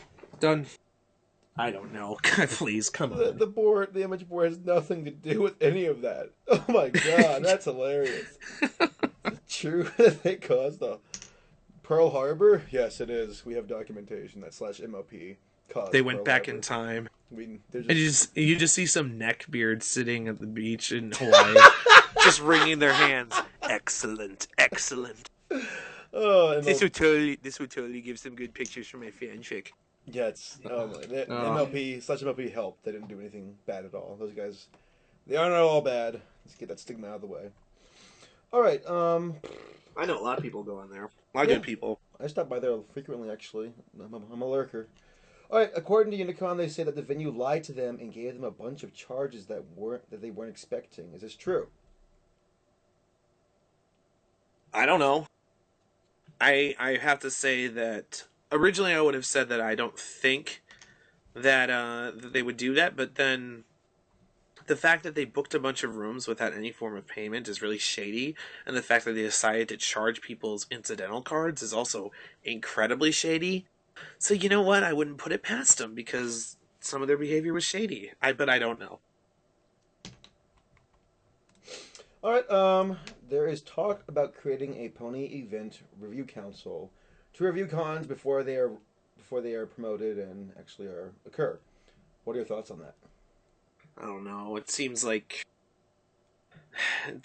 conventions, in a sense, are their own independent things, and that agents make their agreements and guests make their agreements with independent conventions. I don't know that an advisory board is necessary. I mean, like I said, there were 7 conventions last year, and there are tons this year, and there's only one convention that had this problem.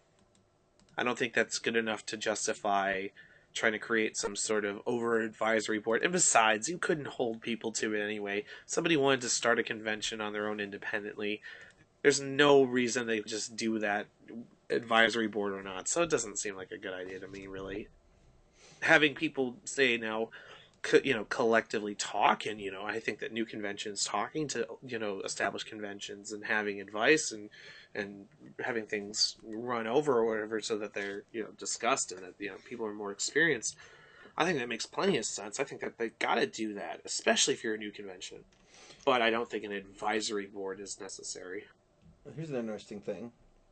Someone said, I heard some of the vendors and their merch was taken by the hotel, and that the hotel staff pretty much came in and bullied people out. Well, from what I've heard from the vendor people that I know, like, some of them said they were very reasonable. I think that some people were upset because they had to leave a couple hours before they were originally going to. The more time you have at a convention to sell your wares, the better, because it means you have more opportunity for sales. So, oh, okay, wait a second. Now, Rozga is saying Screwless got his merch taken. I don't know anything about that. If that's true, that's horrible. And Screwless is a really good friend of mine, so I really hope that didn't happen. Here's a question from Rob Bob. How was the VIP dinner? What was it? How was the dinner? How was the food? It was average. Really? What'd you have? Oh, they had a choice between like chicken, fish, and vegetarian. I had chicken. Really? That's it? Yeah, I had the chicken. They put it was like chicken cordon bleu, I think. I think that's what it is when they put ham on it or something, and it was okay. It wasn't bad. Meanwhile, Race Best and I are like eating like pigs in the buffet and everything. I would have enjoyed an In-N-Out burger again, way better. Here's a question actually I have for you, because I was in the skybox most of the time. Who were exactly allowed into the skybox? I know this is a big one. Okay, they had originally planned on charging people something like $150 for access to the skyboxes, and so there. Okay, if you weren't there, there were a few of these skyboxes that ringed the convention space. There were two of them that were overhanging the. Sibsy. Burger says that Burger was amazing. I went there with the Creebers. Sibsy. It was awesome. I love that place. There were these skyboxes that overhung the main area, and you were supposed to pay people in the chat are saying $175, $185, and then you'd have access to sit up there, and they had microphones set up there so you could ask questions. And all right, I'll say this: the security did the best they could with the information they had, but there were some very loose guidelines as to who could be allowed into the skybox areas and who were not allowed in the skybox areas. There was a room set up for EFN to have, basically we used it as a streaming monitoring station so that we didn't have to have all our computers down on the floor. They had a room for some of the other media groups on the other side of the skybox area. Excuse me. And then they had the main skybox area that had the seats and all of that that was adjacent to the EFN room. They had an air wall that was open, and people were just going in and out all the time. Now, the security staff, I know, were checking badges, but I don't know. It's possible that people got up there that shouldn't. It was so busy I couldn't tell for sure. But I will say that the cost that they were charging for that was exorbitant, and that they didn't. I don't know that it was worth that cost. That's just me. Here's a question, because I heard this complaint from some of the people, and wasn't there supposed to be food and stuff supplied to those rooms? Yeah, they were supposed to have lunches. I think they were supposed to have lunches each of the days, and it kind of happened the first day, but I think they got charged for it. That's ridiculous. Yeah, everything. I know people brought in pizza, but that was from your own wallets, if I'm correct. What's that? I know that people brought in pizza, but I think those pizzas were bought by Cowboy Dave and One Trick and people like that. I saw Yeah, a bunch yeah. of food that was just like, Yeah, we had to run and buy stuff. And then the thing was I heard too, like, okay, so in the morning, if you saw me in the morning of the conventions, I'm a caffeine addict, big time, and I was buying energy drinks and just hauling them up there. And then I was told later that that wasn't supposed to happen. But then in the skyboxes, they had these little mini fridges. So what the hell, you know? What the mini fridge is for, if you can't bring stuff up there, I don't even know. I don't know. It was a mess. oh, Dusty Cat told me that the vegetarian dinner was eggplant, and that Tara is allergic to eggplant. Yeah, I heard that too. Let me keep looking for some questions. Oh, Screwloo said that the patches apparently is going to be compensated for those via mail By who? by Sandy. That's not going to happen. That's a shame. I I don't see it I have happening. no credibility for that woman, so I don't. I mean, if it's just good words, I don't. mean nothing. To You me. know what? You know what? Until I start seeing tangible action, I mean, I don't see that happening. Right? I mean, it just. Yeah. Anyway, the next question. I'm just gonna read this. I haven't had a chance to really skim it, but I heard that LPU staff wasn't accepting any outside help for organization purposes, and that B, there was some law in Las Vegas that prevented them from doing so.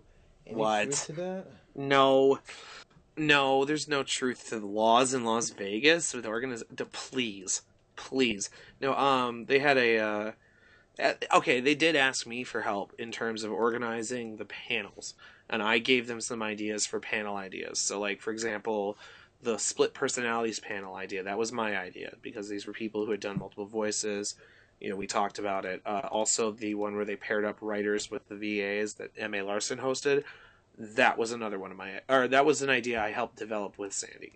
So I helped organize some of that, and I, before the event, excuse me, Bless I was you. talking...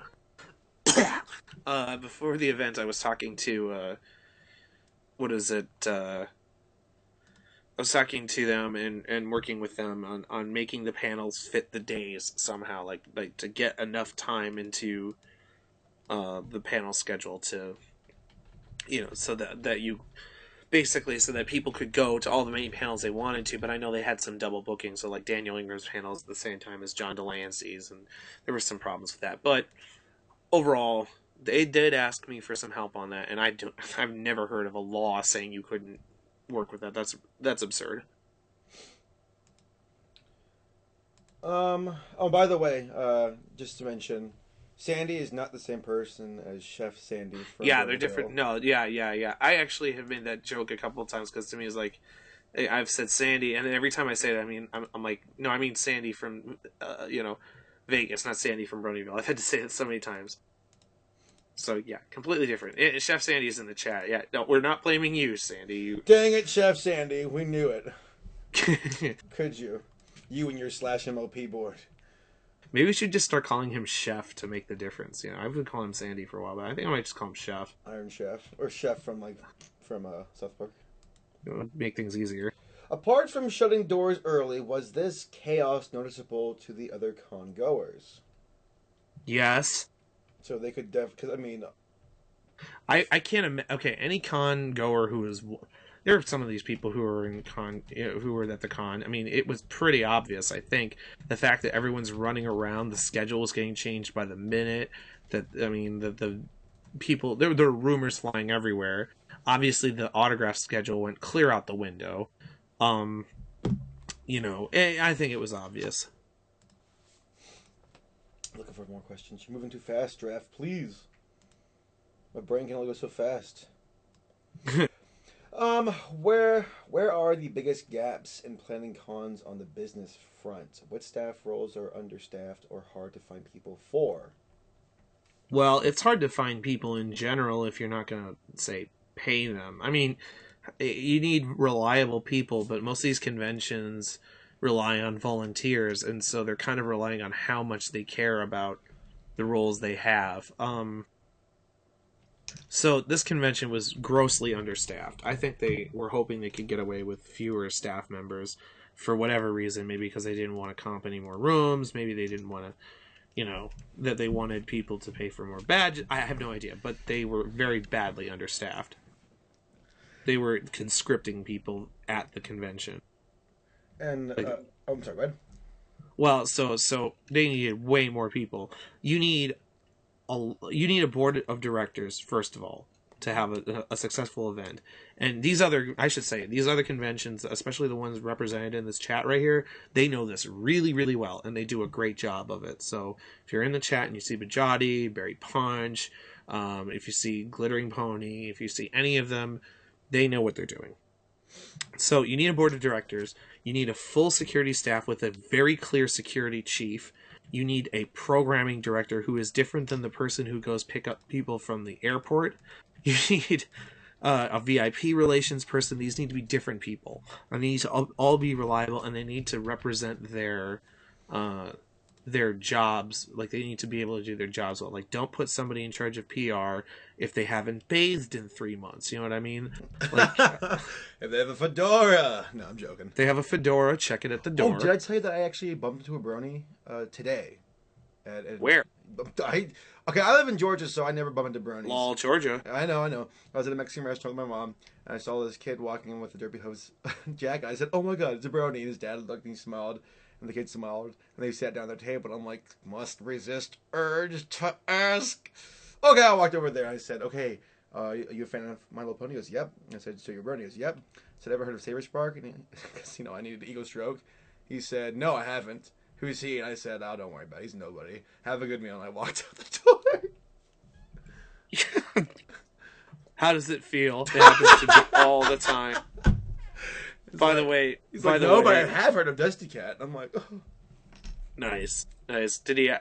Well, at least you didn't get mistaken for Dusty Cat. That happened to me at Caroline Garden. I'm Dusty's photographer, by the way, if you didn't know.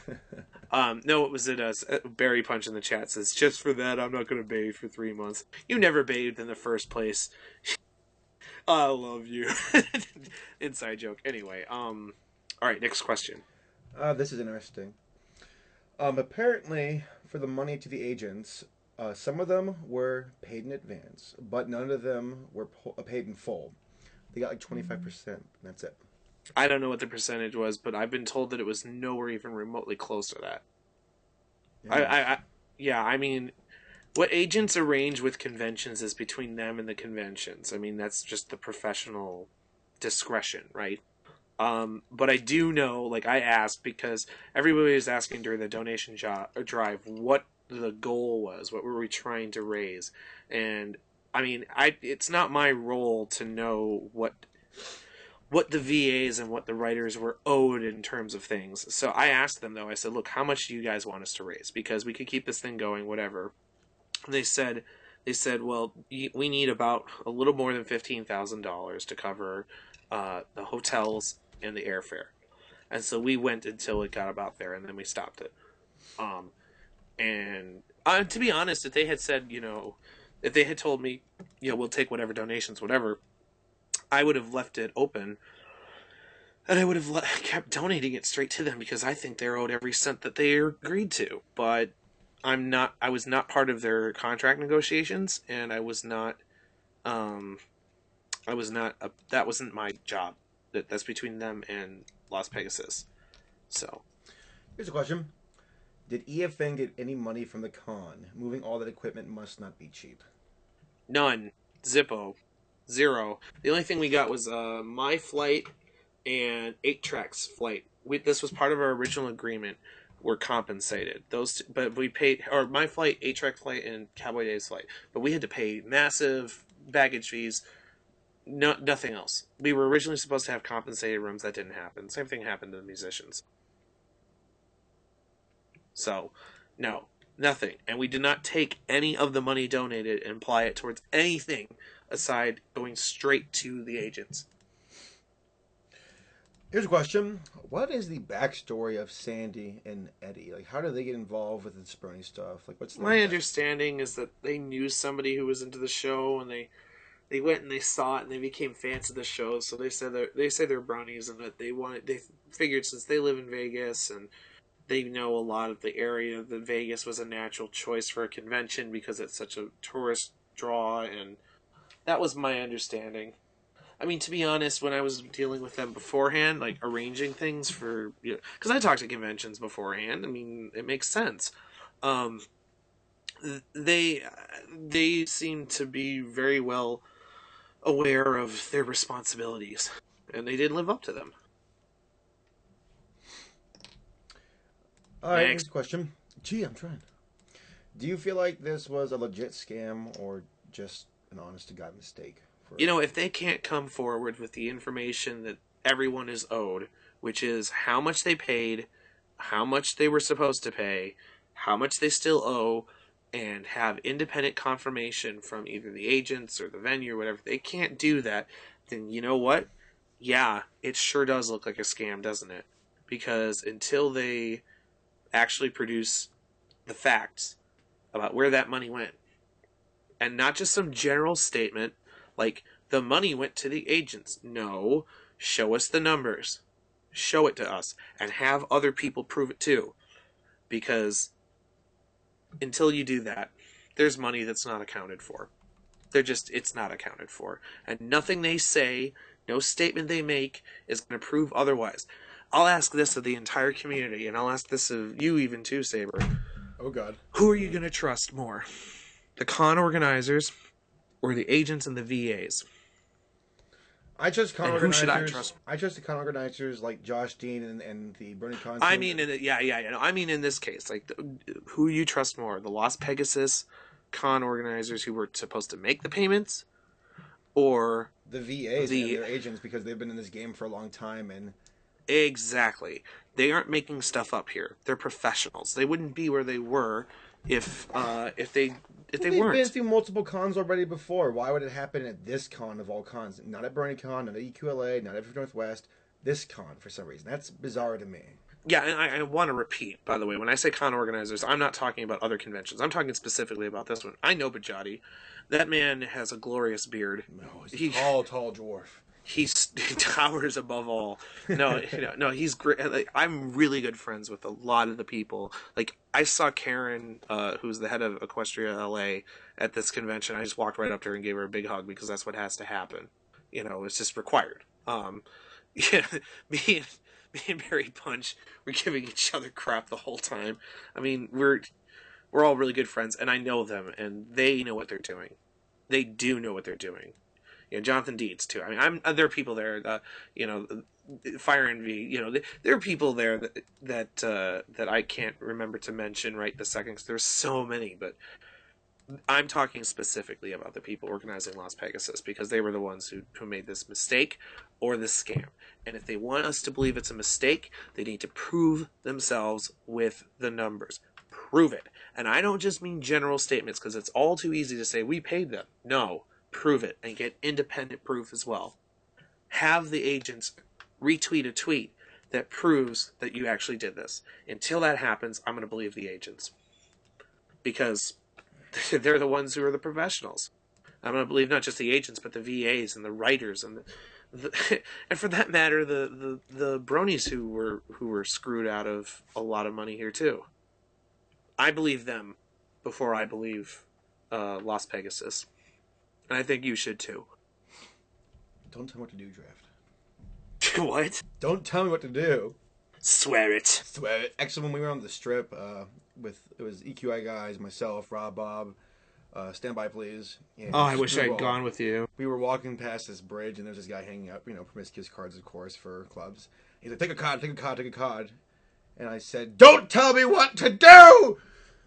Because, Because you're Saber in Lowell, Georgia? Yeah, why the heck not? Actually, speaking of Vegas, do you feel like this was a poor place to have the convention overall? No, I don't think it was a poor place. There's great stuff to do in Vegas. I mean, it's not a great place, when you're bringing in high schoolers and you're putting them next to slot machines. I don't know if that's a good idea. But there are some, I think the Riviera was a really crappy venue. It looked tacky. I don't think they've updated it since 1978. I think they could have done better, and especially given the way they behaved, like the way that they unprofessionally charged people's cards that never agreed to be charged. I think that they should have been somewhere else. definitely. But Vegas as a location, I mean, there's some really cool stuff in Vegas. I went and got to see Penn and Teller. That was awesome.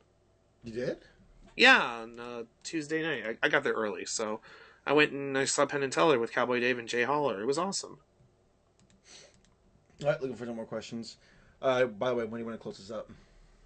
I'll keep going as long as people have questions for now, because Well, go ask me the next question, then go to the bathroom. Favorite pony? What? Favorite pony? Luna. Let me find a question here. Apparently, the Riviera has been accused of scams and stuff like this before. What do you think about that? On that question, I'm off to the bathroom. Okay. I don't know what the other... I don't know about previous scams. I did some research on the venue before this, people are yelling at me about my choice of Luna. People are saying Twilight's best princess. Well, okay, fine. Luna, though. I did some research about the venue just out of curiosity, and there were some complaints, mostly about how, like, it got their asthma going or something, or that they had some minor complaints, but I never saw anything about full-blown scams. But I wasn't looking into it that detailedly. So, yeah, but I mean, I would say, I'll repeat while I wait for Saber to get back, that they definitely should have had cards on file for comp drones, and that the fact they didn't is really fishy. Like, that's really bad. I actually asked all these agents, because the agents have been to a million conventions for all sorts of things. I asked all these agents, and they all said that this is something that is really unheard of. So it's pretty unique. I'm going to take a... Oh, you're back. Yeah, I was going to get some peanut butter. I know I'm unique. Of course you went to the fridge. You put peanut butter in your bathroom? Who doesn't? peanut butter emergencies, you know? Strategically located. Exactly. Here's a good question. As I choke on peanut butter. Boys and girls, when you're doing moderating and asking questions, make sure plenty of peanut butter to lodge up your throat. This live stream's just nuts. Brought to you by Peter Pan Creamy Ice Cream. Brought to you by Jiffy. All right, here's a big question, actually. Draft, do you know about this Curious Critters Creations website or business? Yes, I know about it a little bit. What do you think about the connection between them and Eddie and Sandy? And how... Well, Curious Critters, yeah, I know what they are. Well, it's what they told me was that it's these guys do balloon animals at parties. Oh, by the way, this question was from Galaxy Art, the animator from YouTube. Carl. Draw my dwarf taller. Now he's microscopic. They make balloon animals for parties. That's my understanding. That was like that's another side business. I mean, they told me about that beforehand, and like, why not? Well, do you know how that address is pretty? Okay, there's some rumors though, or some digging from 4chan. Well, they do also have animals in their home. You're right. I know they take care of a lot of animals. Well, apparently there's a phone number and address have like led to some dead ends where like it's like buildings that have been abandoned or something. That's not really my business. Like, I don't know about it. I heard about it, but I don't know about it. I never heard about it from them. When I talked to them beforehand, all I heard was that they did balloon animals and they also worked with animals. Those two things I knew, but I don't know beyond that. Like, what if they have? Look, if people go and they find some tangible information, they shouldn't just put it on 4chan. Okay, 4chan, if you put it there, there's no trusting it. They need. Don't get me wrong. Okay, 4chan gods don't hurt me, but 4chan, strike me down and hack your email. No. Look, there's good information that appears on 4chan, but we all know that 4chan is where people put everything, and it's not gonna. Put it on something that everybody can agree is 100% legitimate. That's all. Like MySpace, Friendster, GeoCities, Angel Fire. AOL. You got mail. You've got cons. So, I mean, if there's tangible information that people have found, they should share it. I'm still looking for some more information or questions here. Apparently on LPU's site, it says effective management was transferred from us to Everfree Northwest. That's weird. What does that mean? No, that's because Bajati, who's in the chat here, volunteered to help coordinate things. No, I don't think they meant EFN either. Passing the buck right now, no, they're responsible for their finances. That was nobody else. We went in and volunteered to help run things. But that was because we felt a debt to the con goers. And we were there and we knew what we were doing and we wanted to help. But they did not give their the responsibility is on LPU. And the responsibility for them to come clean is on LPU. And I would argue that nobody should take anything less. They need to come clean. They need to explain where the money went. Look, nobody's saying that they're going to be able to pay everything. I don't think that's reasonable to expect. I suspect that they would because they don't want to deal with this. But I am saying that they need to come clean about where their money went. And I told them that on the phone before this. I made it very clear to them. I said, you need to come clean because otherwise myself and everybody else are going to have questions and it looks really scammy. And I said that directly to them. And I'll say it again. This is final draft of Everfree Network's official position. Until they come clean, until they actually have independent confirmation, not just saying that this is what the money numbers are, because right now they're in a position where nobody's going to trust them. I don't trust them about this right now. They need to prove themselves, and that means coming clean with the numbers and having independent confirmation. Those are two things. Let me make this very clear, because it's easy enough for people to come up and to say, well, I did this, this, this, and this. But no, they need independent, objective confirmation. The best would be from the agents or from other people. And they have to be people involved.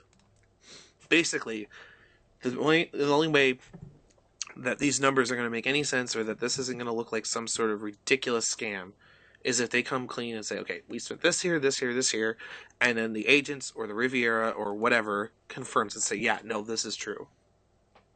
Until that happens, and it's going to be hard for them, but they should have known that. So, don't just look for a post from LPU. Look for a post that's confirmed. And yeah, I'm being kind of, vicious with them right now for saying that, because the easiest thing for them would be to make up some post that's not confirmed. A post from them is not good enough. PR from them is not good enough.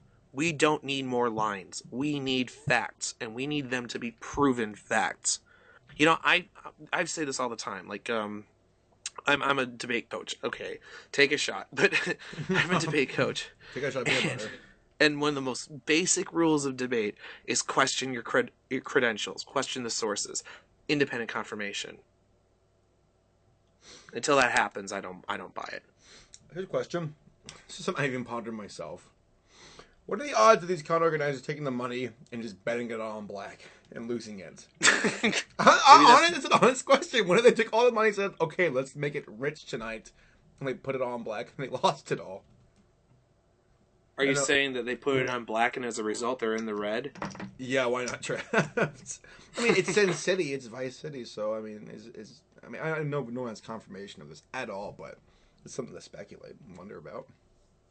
I don't think that's what happened, but if it is that, oh my god, no. Let's not spread rumors beyond rumors. What if it is that, though? What if they went to the slot machines and just threw it away? There was a slot machine in the building called Mystical Unicorn, and I was like reading it as Mystical Unicon, and I was like, maybe that's how they tried to save things. I don't know. I don't think that's what happened, but it would be hilariously depressing if that is what happened.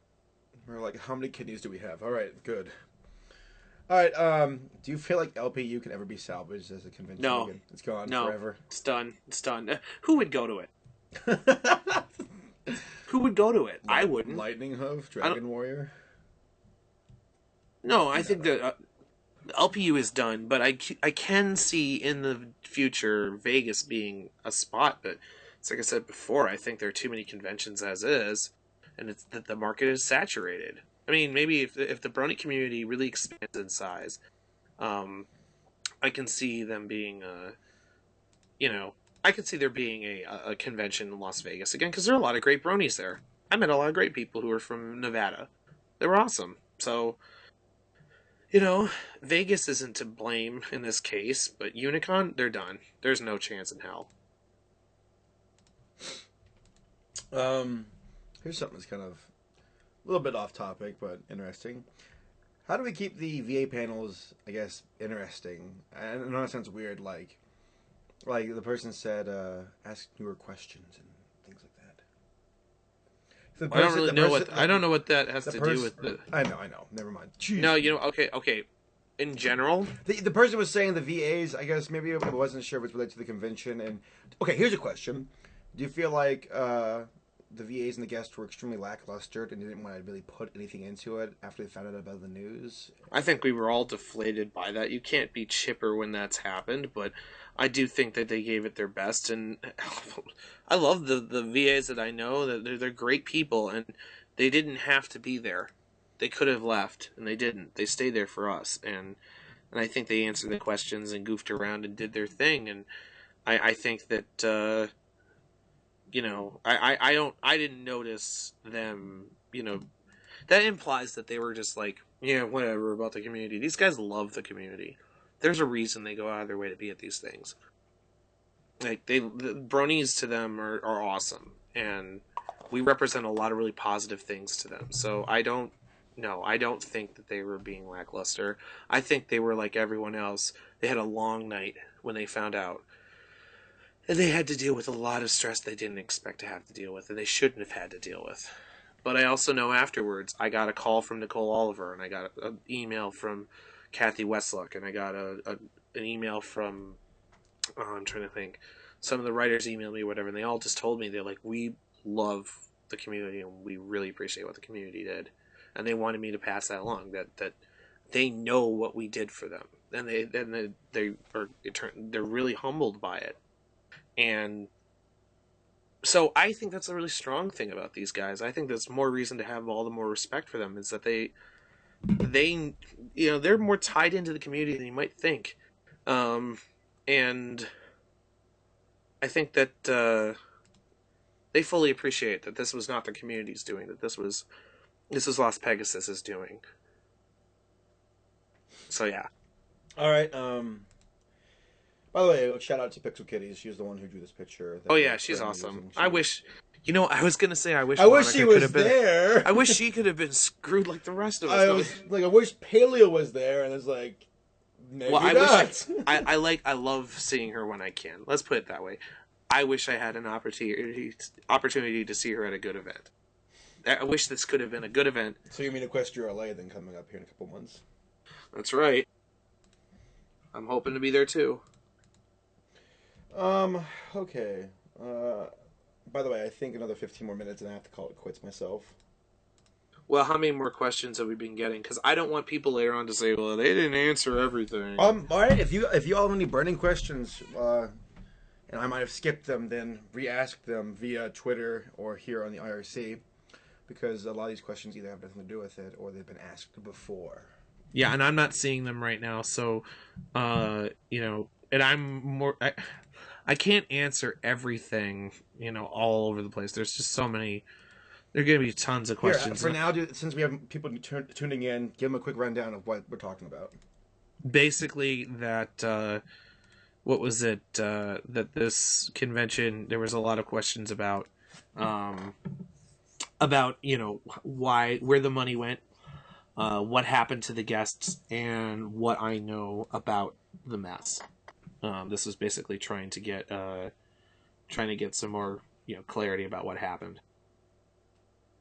And I should say too that our plan is to post this as a video on EFN later on, so you guys will be able to rewatch this. Yeah, that was one of the questions.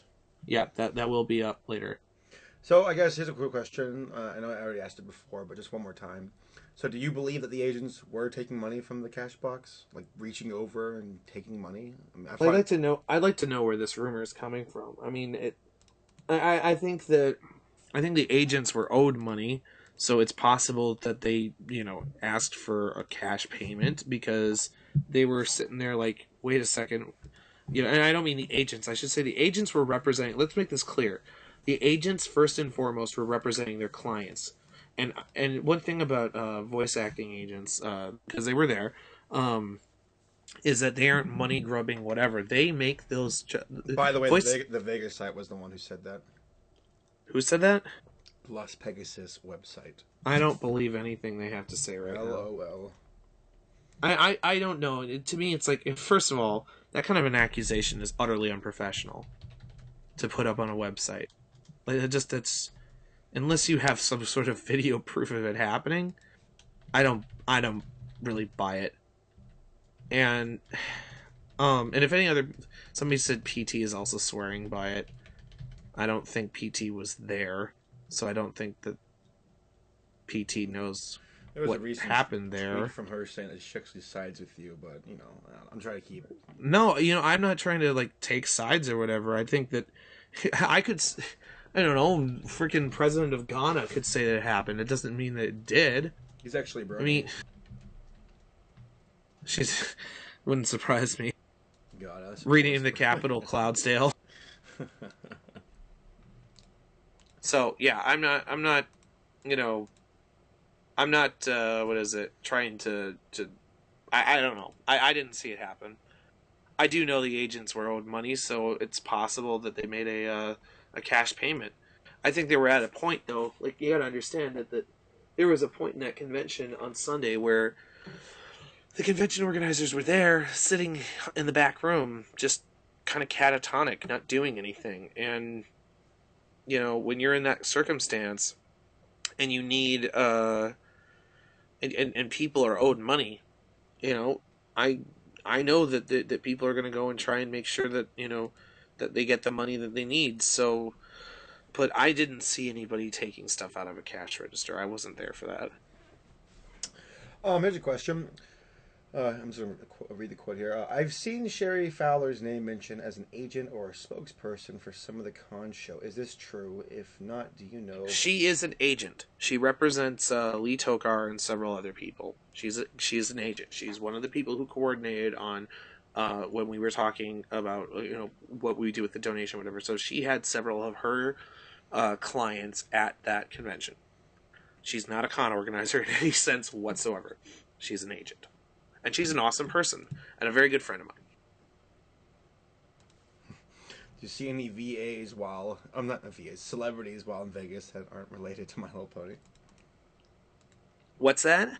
No, I'm just it's just a random question, silly question, trying to buy myself. No, I didn't hear it. Trying to buy myself some time here. I was gonna say, did you see any celebrities that were not pony celebrities while in Vegas? Yeah, I saw Penn and Teller. Good, bought myself 2 seconds. Excellent. All right. While what happened hurt every convention as a whole, do you think the community will be able to trust the major conventions again? Yes, I think that they should. I think it's going to put the impetus on the conventions out there to really, say, look, here's how we're reliable. And that's hard to do, especially with first year conventions. But I do think that. I mean, like I mentioned many times, there are people in this chat right now who are awesome people who run conventions, and they've run awesome events, and they've got a history of it. I don't think that we should, how to put it, I don't think we should question their professionalism or let these guys' mistakes be their fault somehow. Anybody who's been in this community last year knows the power of what's it called? They know how cool those events were. I mean, Saber, you were at Everfree Northwest, and you were at BronyCon, and you were at EQLA. I've been to every single convention for Brony so far, except for those super small ones. Well, there you go.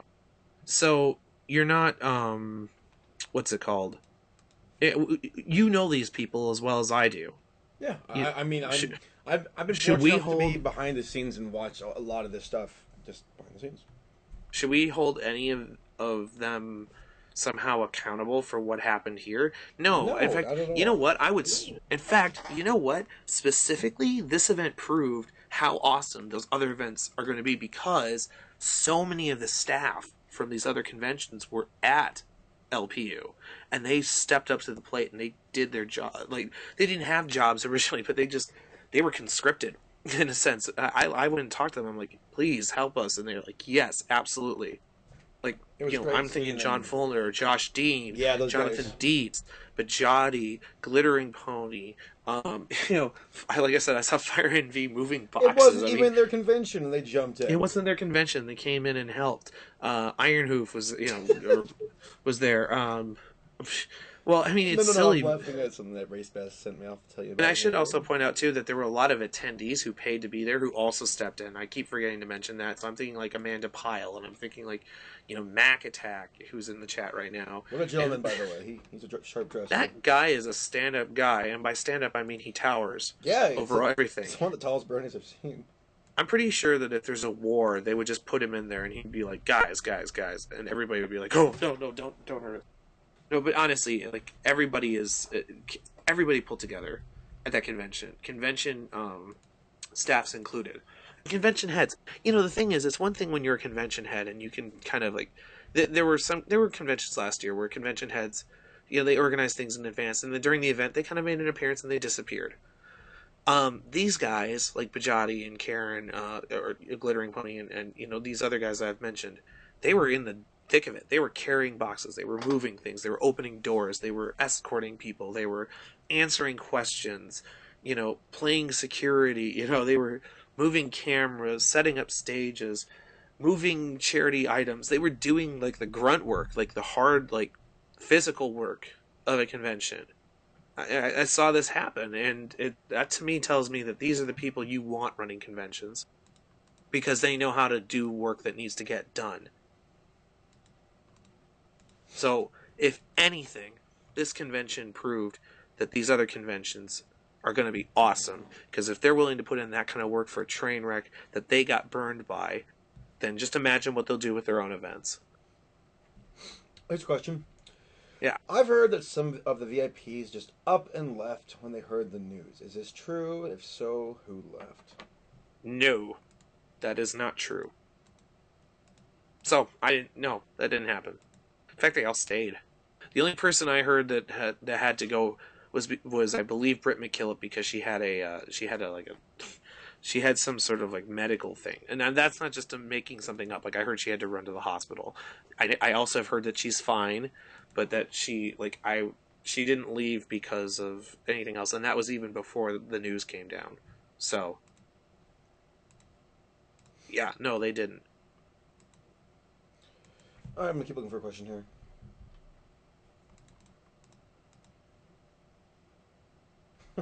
Yeah, if you guys got Do you questions, think that the drive-by and the shooting on the strip on Thursday was a bad omen? can I just say this? It's terrible that people got killed in that drive-by, but everybody's mom contacted them when that happened. And I was laughing because somebody told me that they were in the air, like they were taking a red-eye flight to Las Vegas when it happened, and they landed, and there was a message from their mom, "Are you okay?" And they wrote back, "I was in the air over Utah at the time." But yeah, there was a drive-by shooting that happened right before the convention. It was about a mile south of where the convention happened, so nobody was hurt by it, and it has nothing to do with it. I'm still looking for some questions here. I got a bunch lined up, but Well, I think we should answer them because I think the best if these a questions are bunch, coming in. a bunch. But I'm trying to find the good ones. Well, ask a bad one. I don't mind. Is Brits not appearing on the panel because of said medical condition? My understanding was that I didn't. It was a little crazy, but Britt McKillop. Again, I heard that there was and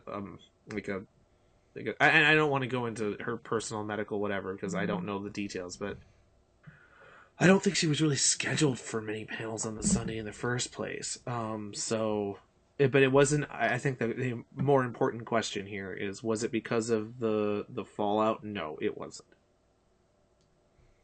All right, I'm going to keep asking these questions in a chronological order now. Sure. Okay, well, here's one. I can't ask that. Already asked it. Can we get a photo of Final Draft's Dusty Cat mustache? See, Jeff, this is why I have to search for good ones. I don't have a Dusty Cat mustache. Where I don't know what they're talking about. See, this is the problem. I thought it was questions, but why would somebody ask questions, that? Jeff? I'm It's telling like, you. can we get a photo of Final Draft standing on the moon? No. All right, Jeff. How about this? Would you rather fight? Would you rather? Do you think there will be an epic? What the questions are jumping back and forth now. Dang it! Come on, I'm people. mixing them up. What, Draft? You said to keep asking questions. Yeah, I did, but I'm saying to people. Like, come on, people. All right. Would you rather fight 10 horse-sized ducks or one? Oh, this again? What? Draft. It's Was this from Fluttertree? Can I ask that? No, it was not. Okay, good. Here's the answer. Shooby-doo. Shooby-doo. Next. Here's a tweet from Emily Larson. Okay. Quote unquote, stealing from the cash box. He says, it wasn't my agent, quote unquote, stealing from the cash box because I don't have an agent. If I had to guess, it was probably Stephen Andrews. I thought they made peace. Oh, I thought they made peace at the convention. They were such friends. cool people. By the way, Stephen Andrews has a hilarious sense of humor. Oh, I love that guy. I love he cracks me up. Like me and Architect. That's Architect, by the way, Stephen Andrews. No, he that's really funny. That's really funny. Me and Architect, like I stood between Stephen Andrews and M.A. Larson. I'm like, you two make friends. They're like, okay. They're so cool.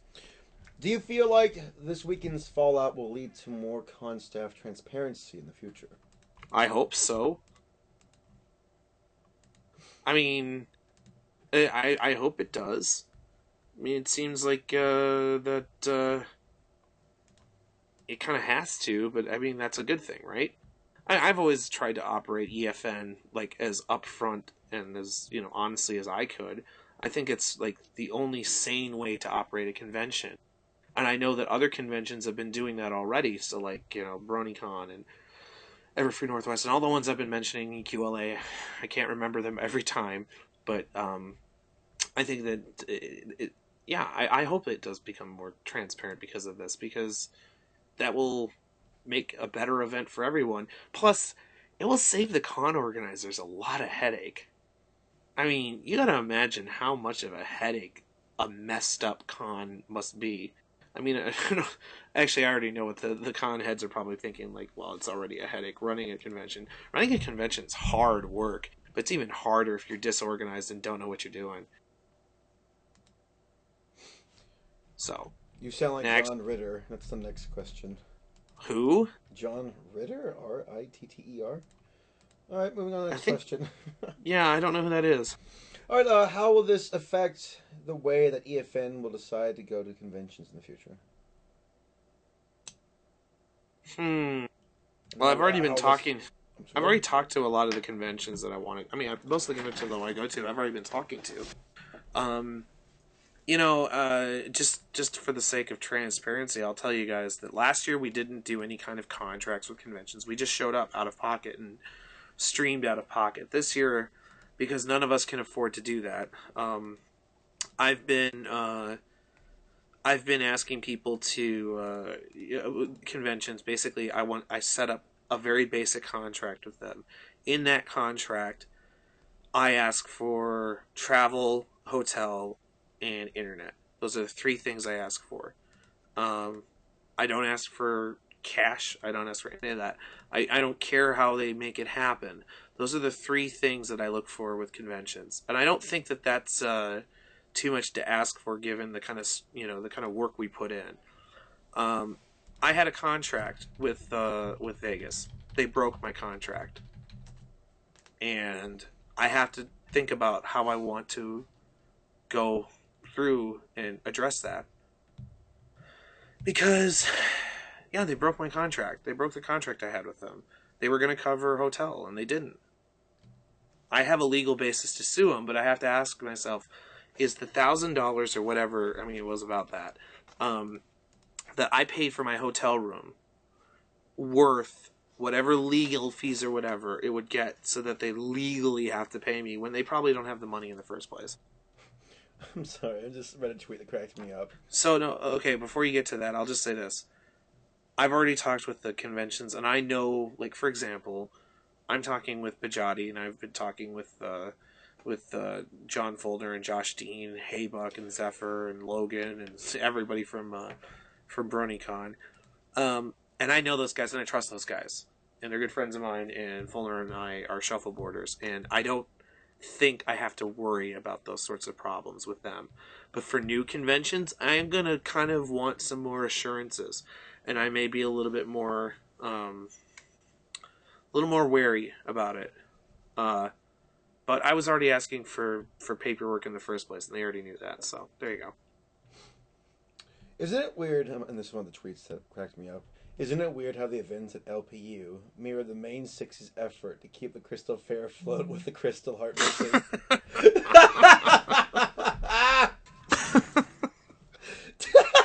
All I had was a piece of hay and a straw, but I made it work. Those poor vendors. So that mean Race Best and I are like Pinkie Pie trying to keep people smiling? You know, I'm just thinking, like, on the second day we were in such a rush. We were in such a... Yeah, I know. We were in such a rush on the second day that we were throwing memory cards from upstairs over the balcony downstairs, and I'm thinking of now throwing cadence, and yeah. Oh, wow. That's funny. That is pretty funny. I can actually play a flugelhorn. A real flugelhorn, I can play it. Good for you, Draft. Yay. You can be a brain musician, maybe. Maybe. All right, here's a question. One of the more hard-hitting ones. Do you feel like there's any evidence that LPU paid anything to anyone at any time? Somebody posted a picture of me on the moon. What? Hold on, I'm going to send it to you. Just a second. This question I'm asking anyway might have been asked already, so... Look at this thing. Look at this photograph. Let's go look here. I'll share it with the live stream.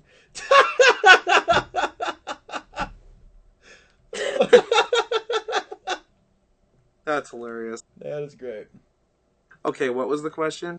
I'm not going to ask it. It's, No, ask it. Ask it. I actually already deleted it. No, ask it. No, I already deleted it. I don't know what it is. I told people I'd answer whatever I could. I guess the question was along the lines of, like, was there anything paid for at all by LPU in advance? I mean, I know that it's a 25% thing before, but, like, was the hotel paid at anything? Where did all this money go? Well, that's what I'm wondering. That's what I don't know. And that's what they need to tell. Because until they do, they're scamming the community. Let me just put it, I mean, very, very clearly again. Said it before. I will continue to repeat this. I don't take public stances often, but I'll make this as a very clear public stance, and everybody tell me if you agree. They need to come clean. Not just to the community, not just to the VAs, and to the agents. They need to come clean to the public. They need to publicly explain where the money went, even if it means they're saying we couldn't pay this and that. Because then we'll have an understanding of why everybody got burned. But until they come clean, I'm not going to believe a word they have to say on any of this, because they haven't shown any evidence. Furthermore, I really want to repeat this, because this is important. It's not enough for them to just make a statement. They need to have it independently confirmed. And I would prefer it by the agents, or, in fact, you know what, I would say they need to confirm their, the costs, at least in that regard, by the agents, and they need to have it independently confirmed by the venue. Those two things have to happen. If they don't do both, then it's garbage. They need to come clean, and they need to have it independently confirmed. Because I can easily see them saying they're coming clean, and here's our numbers. But without that confirmation, that doesn't mean anything to me. And I don't think it should mean anything to you. Here's a question, and I think it's a good question. Why isn't there con staff in the podcast right now? I think it'd be pretty nice if one of them actually stood up. Because it's not. If I had con staff in this right now, if I try to arrange that, it wouldn't be objective. It would be. This is not me trying to. I don't work for LPU. I never did. This is about. This is about what I know as an independent media broadcaster, and this is about what level of involvement EFN and the other groups had in trying to clean up the mess. This is not about this isn't a kangaroo trial, and this isn't this isn't their time to talk about what happened, because I don't think they have the information yet. I mean, they need to have their information in order, and then down the line, if they want to have their information in order, and they've got they've coordinated with the agents and the people who are owed money, then we can go from there. But right now, I'm just trying to help answer what questions I have, and I hope that that the past hour and a half or so. Wow. You mean? Wait. Okay. Yeah. For an hour and a half. Well, maybe it's been more, but well, good lord.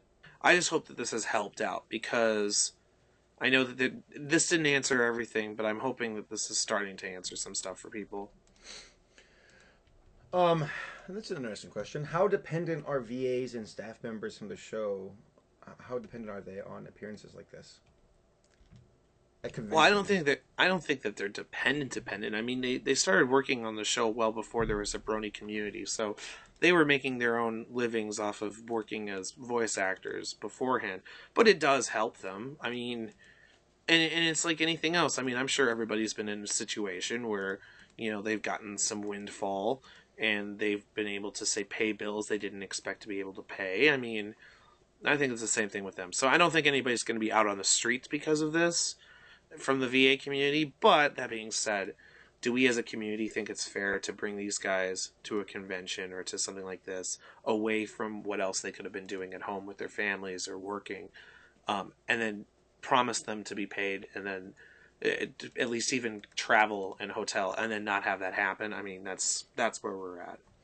Yeah, I have a question, actually. Yes. All right, and this one is about John Delancey. I missed one of his panels, and I only watched half of the other.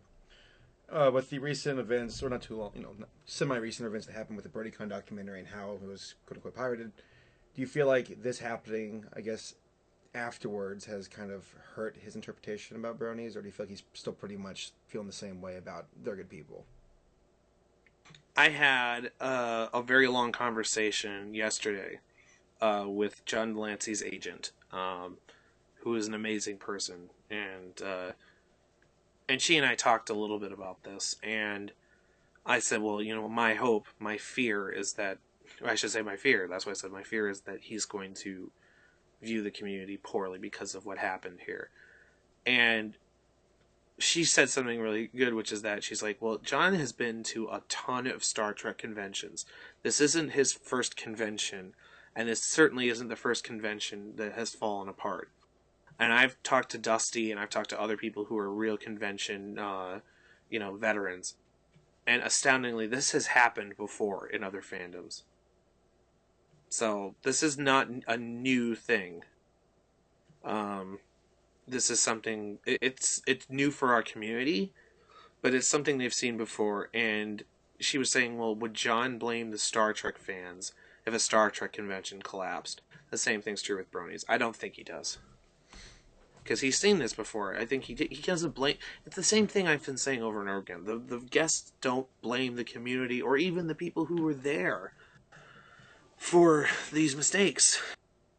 There are a few, very select few number of people who are responsible for this, and those are the organizers of Las Pegasus, like the organizers, not all the staff, the organizers, and I think the Riviera Hotel. Between the two, they need to come clean.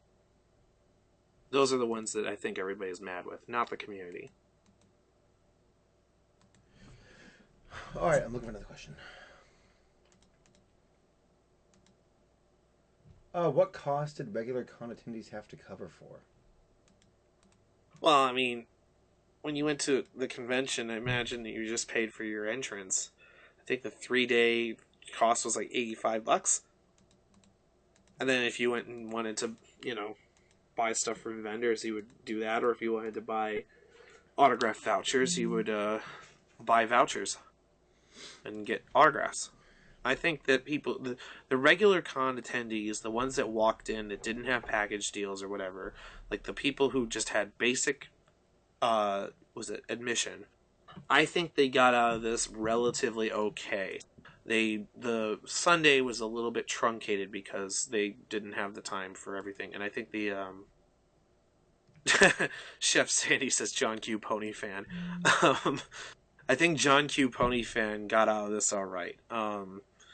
And Sunday was a little shorter than it should have been, and some of the panels got moved around, but they still had that opportunity to see the panels and to meet with the VAs and get the signatures and go through the artist alley and but of course there was a lot of organizational problems, and I think myself and all of the other people who volunteered to try to make things work, we did our best to make it as good for them as possible. Do you think that the half-eaten hot dog was nailed financially because of this as well? I think I was originally going to say that the half-eaten hot dog in your panel I don't know, did you release that panel yet? Yeah, it's on AC Race Best's. Okay, yeah. Your panel, I think the half-eaten hot dog, I would have originally said it got burned like everything else, but I hear it was cold. Well, he was flown out and everything. All of his charges were said to be covered for, and we were very surprised that he was our guest for the panel. I mean, our audience loved it, but I'm worried about him. I hope he got out okay. Oscar was hurt to begin with, so. I hear that my hot dog has a first name. It's OSCAR. All right, go if y'all haven't seen it, go watch AC Race Best video. He and I had a panel at the convention. If you all want to get in on the joke here. Apparently there's been an update with the LPU statement. So, again? I don't know. I think it happened a couple of minutes ago. There's somebody in the chat claiming to be Peter New. If it is Peter, hey man, can you... He's tweeting about it. Text me. Oh, he is? No, that's Peter. Hey, Peter. Hey, Peter. Peter's awesome. Damn straight. Well, if he's the real Peter New, somebody give him voice. Come on. Well, anyway, what was the next question? Just giving me some of these bad ones. Oh, by the way, guys, this podcast right now will be uploaded to EFN's channel, so... It will. It's obviously a large thing. This is a very long discussion because this is a huge mess. But it's something that needs to be discussed. Like I said, I should say I know Saber is staying up a little later than he wanted to, but if you guys have questions, I'm doing it for please. you guys because I love this fandom. This is about transparency. I want to answer whatever you guys are wondering about. If it's conspiracy theories, if it's I don't know, anything. Ask. Tweet it to Saber. Because I want you guys to know that I'm, from at least my part and for EFN's part, and I should say that in my experience, the other Brony groups, the other conventions, the other representatives. I mean, obviously we've got some of the Bronyville guys in the chat right now. I know EQD and Celestia Radio and the other groups have been very open about this too. So if you have questions for me, please. I can't speak for the other ones, but somebody asked, did I get paid? No, I was never supposed to be paid. There. Simple. I've gotten like 40 followers on Twitter because of this. I'm smiling. Yeah. Are you seriously? Yeah, I love it. I haven't been watching Twitter, I'm afraid. I got like 40 followers. I'm like, yeah, keep them coming. Yes. But no, I've been getting questions from Sam. Wow, Saber. Classy. What?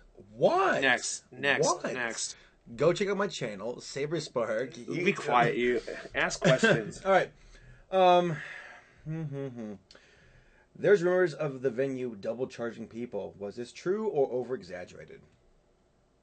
Well, I think what they mean by that is the package holders who had their rooms compensated, or they were supposed to be, where they... See, when you bought one of these like founder packages, like the Schedule F package or whatever, you were supposed to have been given a comped room, and you were paying let's say you were paying $1,500.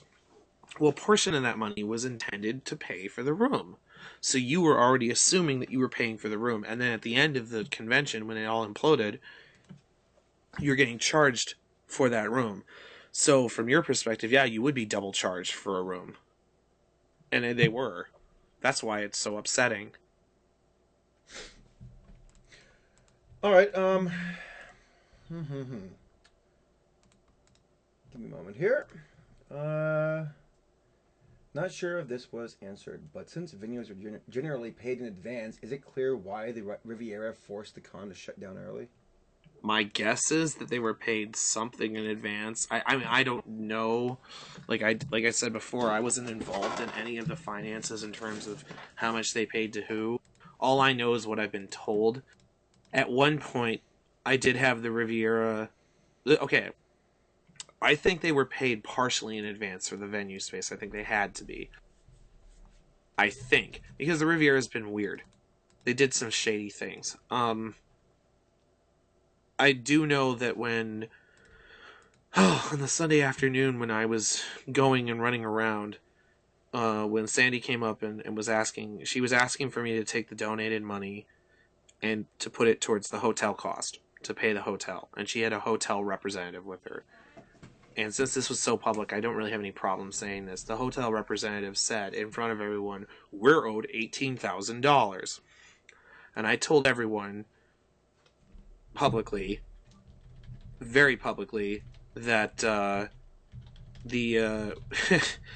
that the money was never going to go. That the donated money was, first of all, not mine to decide, because it was donated for the guests, for the VIPs, the show staff, and that it was always intended to go to the agents, and that was explicitly stated multiple times during the donation drive and even when we ended it. So there was never a choice as to where that money went. And it was on PayPal, and it went straight, directly, dollar for dollar, every single cent of it, to the agents. So I was telling them at the time, like I told the Riviera representative, I said, it's not my responsibility to pay you.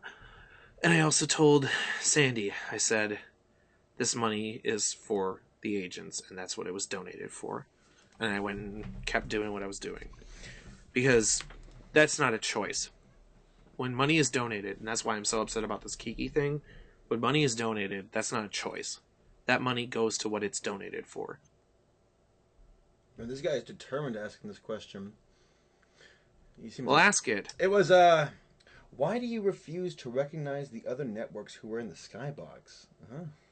I've been recognizing every one of the other networks. Daily, they were there. Celestia Radio, Derby Hooves News, PVO. Oh, I mean, they were all there. Yeah. I should say Ponyville Live was there. Yeah, no, they were there. Yeah, everybody's there. I'm not refusing. Draft, how could you? They were working together too. We all worked together on this. Yep. This isn't a glory grab by any means. This is just people trying to keep things together. Didn't do it. It was all of us working together. It's just that I'm in a position where, because EFN helped coordinate the donation drive, and because I was working with the convention and we were streaming or whatever, I'm in a position where I know some stuff. That's all. And I'm just, for transparency's sake, trying to answer what I can. Draft, was there any mad rioting people? Oh, you mean like people who were upset? Yeah, there were some people upset. Any I guess things that come to mind? Have you seen anybody like freak out and shout or scream or anything? I saw some people get really, really upset, and I saw one person I was talking to. I had to break the news to them that this was one of the package holders. I'm not going to name who, but he came up to me and asked me about, how the rooms were going to be paid. Because there was a misunderstanding that somehow I had taken over the convention finances, which I never did. I had no control over that. And he came up and he said, I bought this package, and it's supposed to include a room, but they're telling me that that the room isn't going to be included. And I kind of said, I've got bad news for you. I think that they're going to charge you. And he had to get up and he had to get himself some air, and he was really upset. I don't blame him. I really don't blame him. And it's hard. I wish I could. It's hard. Here's a question. I keep getting this one. LLC status of the cons, both LPU and others. Oh, Well, there's supposed to be a limited liability company, I guess. Then I don't think that this convention did that. If I'm not mistaken, I don't think they're an LLC. I may be wrong on that, but I don't know.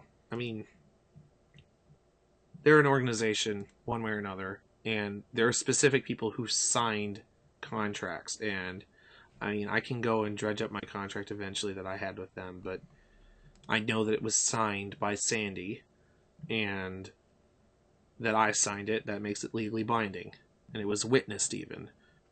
So, you know,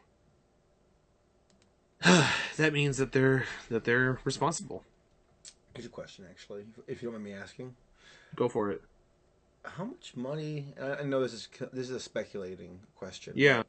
How much money do you think that Sandy and her husband made from this that they're not going to use to give to the people who deserve it? Well, let me just say this really quick because some people are wondering what an LLC is. I should point out, by the way, that Everfree Network is run by Poison Joke Productions, LLC. Now, I want to clarify, too, though, that Poison Joke Productions, it's the same people. I'm the CEO of Poison Joke Productions. We're the same people. We just created an LLC because we wanted to be able to, sign contracts, keep everything legitimate. We put in a lot of money and a lot of travel expenses, and we want to make sure that, we can keep ourselves, like, if we have to put in finances, that it's a company, that, that there is a professional separation, whatever. So we're LLC. We're a limited liability company. If you guys ever see that on our site and you're wondering what that is, Poison Joke Productions, hi, I'm in charge of it. It's the same people. Funny story, we were going to name our company Everfree Media, and it was too close to Every Free Moment Photography. I love that. Okay. Where do I think... Okay, you were asking, how much money they might have absconded with? Possibly, yeah. Until I see otherwise, it could have been anywhere up to all of it. Because, there's obviously some funds missing. I don't know how they can screw up on this level and there not being some kind of foul play behind the scenes. That's what I'm wondering. It sure looks like it, doesn't it? It's like almost in the hundreds of thousands of the money made. I had somebody do some basic mental math. I should say I had them, but they told me they had done that.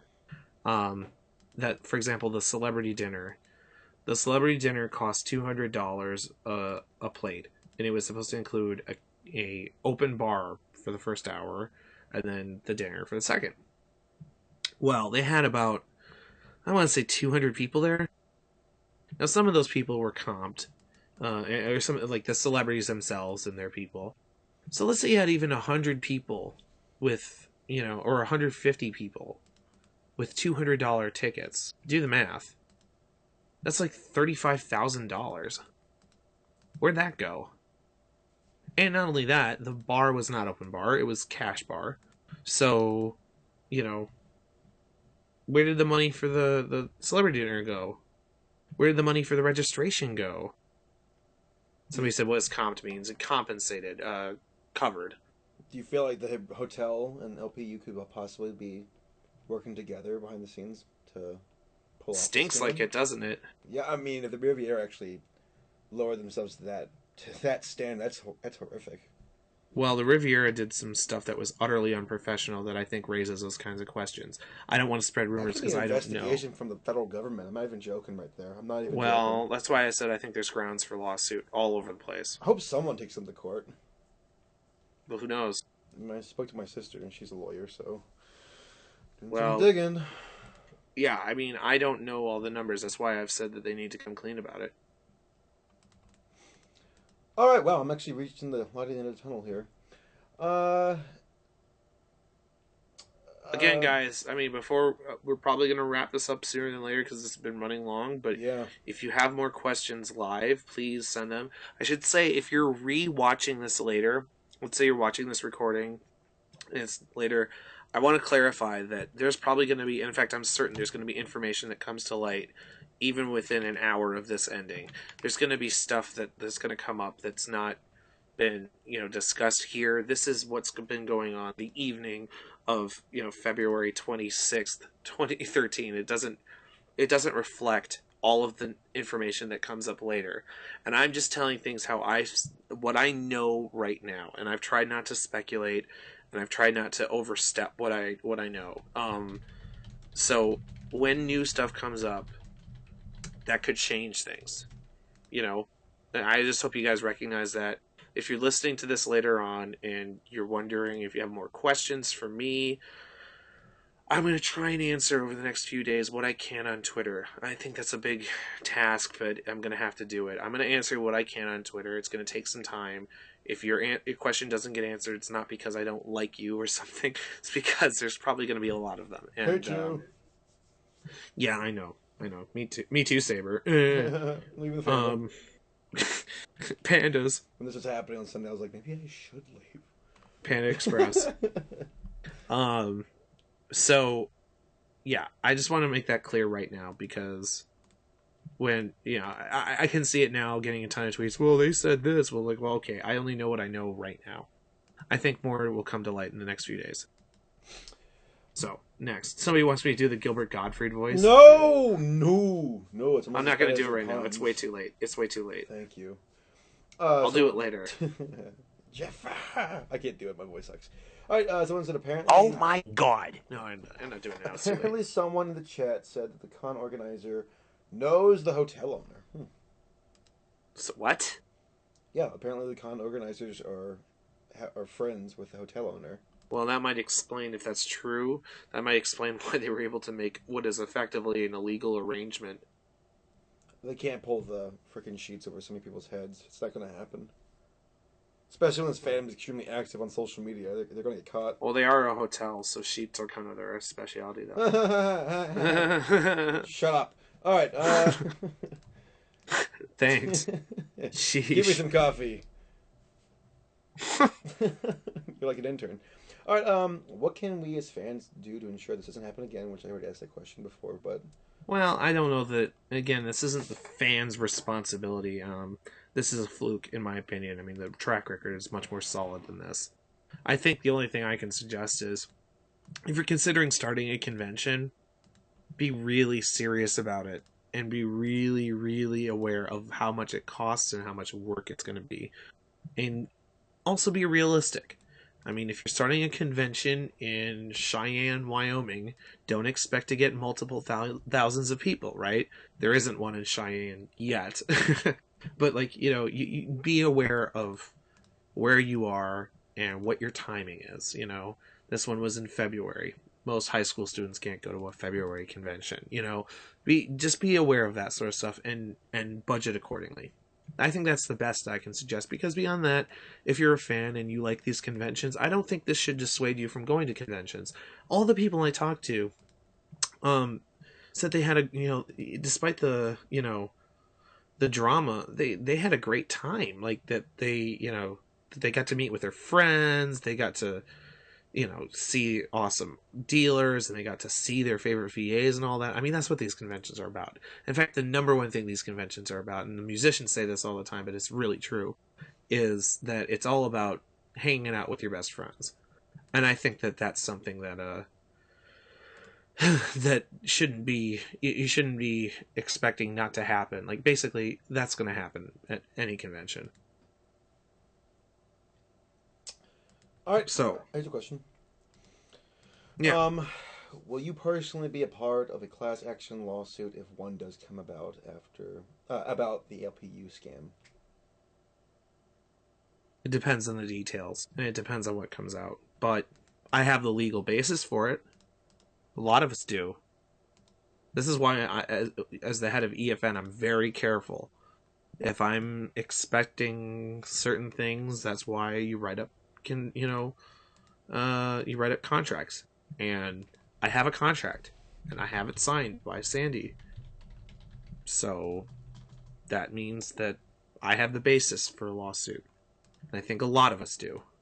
I think everybody who held a package deal has a basis for a lawsuit. I think all the VAs do, and their agents, and the fan musicians, everybody who was promised something by this convention, the artists. I think there's a really strong argument for it, which is why it's all the more important that the guys who ran LPU come out and come clean sooner than later and get independent confirmation. I'm not saying, let me make this clear, I'm not saying that Everfree Network or that Poison Joke is looking to sue right now. I'm not saying that. But I am saying that I have the legal basis for a lawsuit, and that if a class action suit does get put together, I'm not necessarily going to say no. All right. So, what can we do to thank you all for helping us out with the recovery of this event? I don't ask the question to be facetious or anything. No, I know. I got a lot of calls and text messages saying, "What can I do for you?" What I would say, don't do anything for EFN. Right now, the next step for this whole mess, for this whole catastrophe, this whole cluster, is we're going to be working, like I said, I'm working with Mike the Microphone, with the agents, to try and arrange some sort of, donation drive for the victims. This is a victim situation.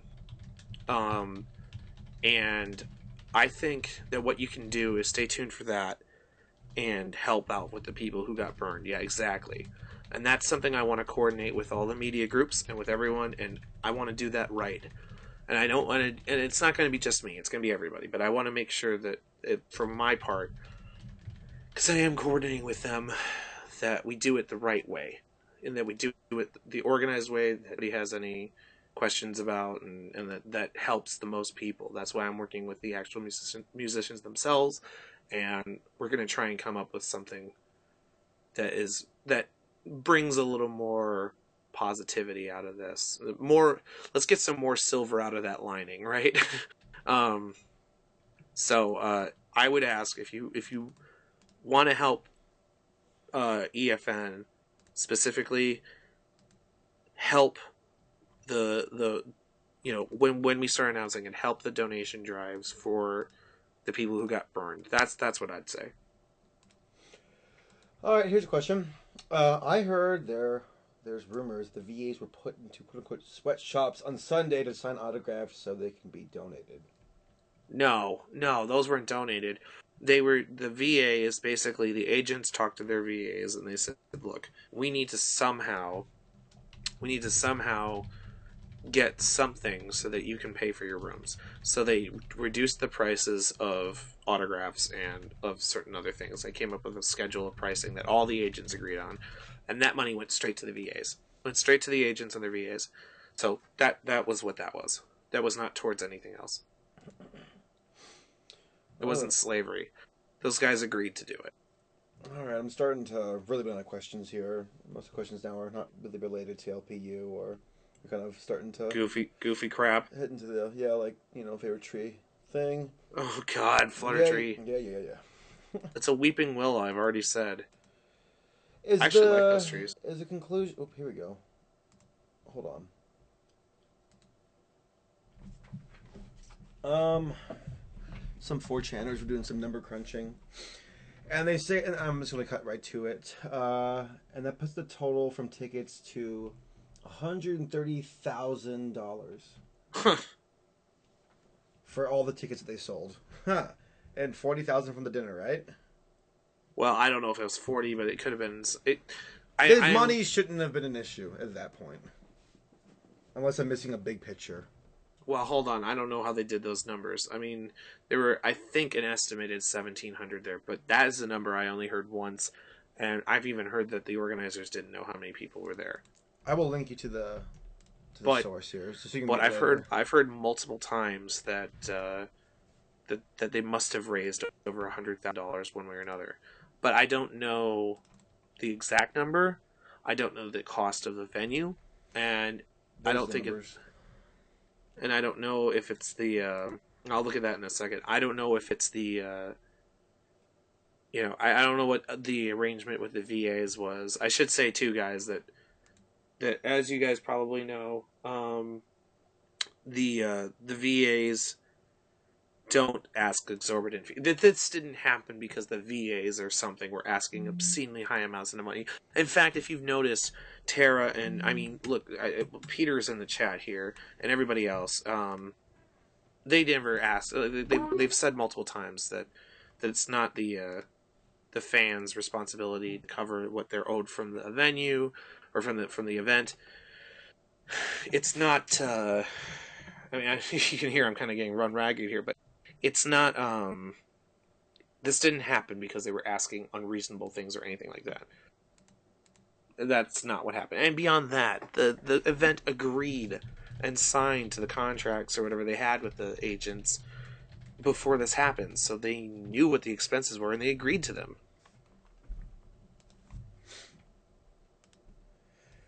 So I think I already asked this one before. Just pretty much as a conclusion thus far that they are not con artists and that they just screwed up, which, like you said, remains to be seen. I don't know until I see, an atonement, that's independently confirmed, or like basically until the numbers are out there. I don't know that any of us can assume anything.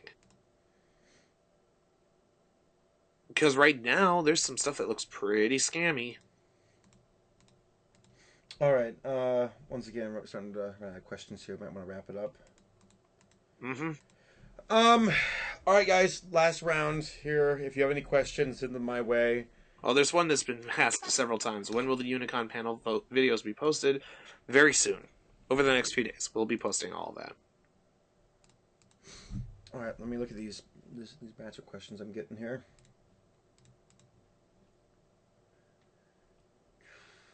Is there anything the Unicon organizers can do to save face at this point? But like you said, own up to it. No, they can't. They've ruined their reputation. I mean, it's like I said before, LPU is never happening again. I can't see how it would.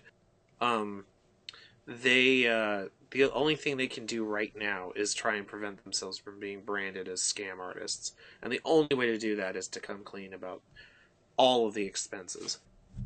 Here's a question. This is a good one. Would it be helpful or harmful to have mainstream media involved somehow? Harmful. And the reason I say that is because mainstream media is already in general anti-brony and don't know the details of the circumstance. They'll blame the entire community somehow. I don't see that being helpful in any regard. Oh, Peter, you rock. He's saying thanks to us. Peter, I'm gonna have to talk to you soon. You rock. I second that. Yeah, and I should say this is a big shout out to all the VAs. They worked wonders. Fantastic people. They're amazing people. Like, just drop the brony stuff in general. They're just amazing human beings. They really are. Hilarious human beings, even. Yes, sir. And that was one of the first things I learned when I started interviewing them and seeing them at these conventions. It's what makes these conventions going to, in my opinion, is getting to see these guys and talk to them and hang out, and they're just amazing. I mean, when stuff like this goes down, it's, just drop the labels, drop everything. This is where you get to see good people combat the actions of those who are bad. So it's not even a brony thing. It's just good people trying their best to make the best out of a bad situation. So exactly. There's good people in this world, and that's why I love bronies. There's lots of good people in this fandom, and I like to be around them and see what they do. And it's not just in the fandom. The show creators, like you get the Sibsies and the Ravens and Jason Thiessen, Daniel Ingram, Stephen Andrews, Peter, Andrew, all of them, Britt, Tabitha, Tara, John Delancey, everybody. All of these guys who helped create the show are all... I mean, I think that's why the show is so great. I think that's why My Little Pony Friendship is Magic is such a great show. It's very sincere. It's such a confluence of positive, amazing talent and hard work. And they've been so appreciative and so kind to our community that, that's why I was happy we were able to do something to help them when this came down. I mean, and I know, and I should say too, again and again, from everyone I've talked to, that the agents and the VAs are incredibly appreciative of what the fandom was able to do, and they do not blame the fandom for what happened. It's the people who need to be blamed have already been named. So, I think that, I think It's that the best and the worst of both situations where it sucks that this fandom and the staff are put in this situation, but damn it if they didn't rise to the challenge, right? Exactly. It's amazing. Yeah, and I've gone over it a million times. I also want to repeat too that actually I should give a shout out to Robert Picardo, who helped out in this circumstance, even though he's not involved with My Little Pony. He had an opportunity to help when we were trying to get the money to the people who needed it, and he took it. And as I said before in the stream, if you guys missed it, later this week, probably towards the weekend, I'm going to be recording an interview with Robert Picardo about this. So Really? You'll get to hear from him. Yes, you'll get to hear from him about this too. So, because he knows about the Brony community and he's very supportive of us.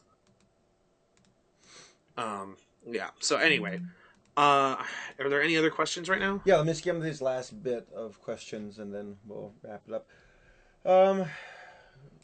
If you guys don't know, Robert Picardo is the Doctor from Star Trek Voyager. He also was in Stargate and a bunch of other Didn't he have the shaved head?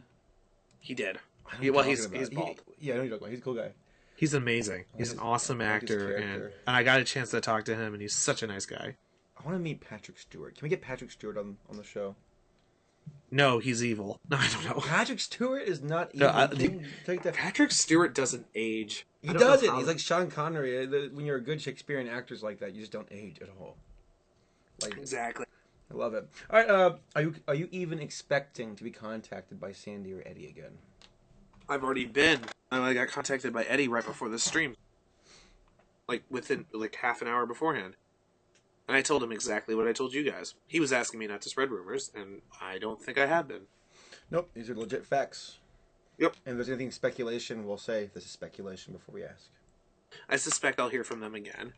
I suspect we all will, because they have to keep in contact. This is the age of the internet, and you don't start a convention without putting down your information in enough places. They can't run.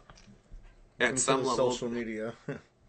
At some level, I don't think they're going to try to run either. I think at some level they will have to, whether they like it or not, be held accountable. And it's just a matter of how they want to address that. This fandom's too organized to let something like this go. Exactly. You picked the wrong fandom to mess with. I'm not saying that people should attack them or accuse them or anything. Don't spread unfounded rumors, but we're owed answers, and I think we'll get them. This fandom, I know it's love and tolerate. Let's put that to the side. Let's be patient and, quick to hear, quick to think, slow to wrath, so kind of thing. I just quote a Bible verse in this live stream. You did what? It's a Bible verse. All right. That's not PG. All right. That's funny. All right, let me keep looking. If this does hit the media, what can we do as bronies? And the question just jumped. Hold on.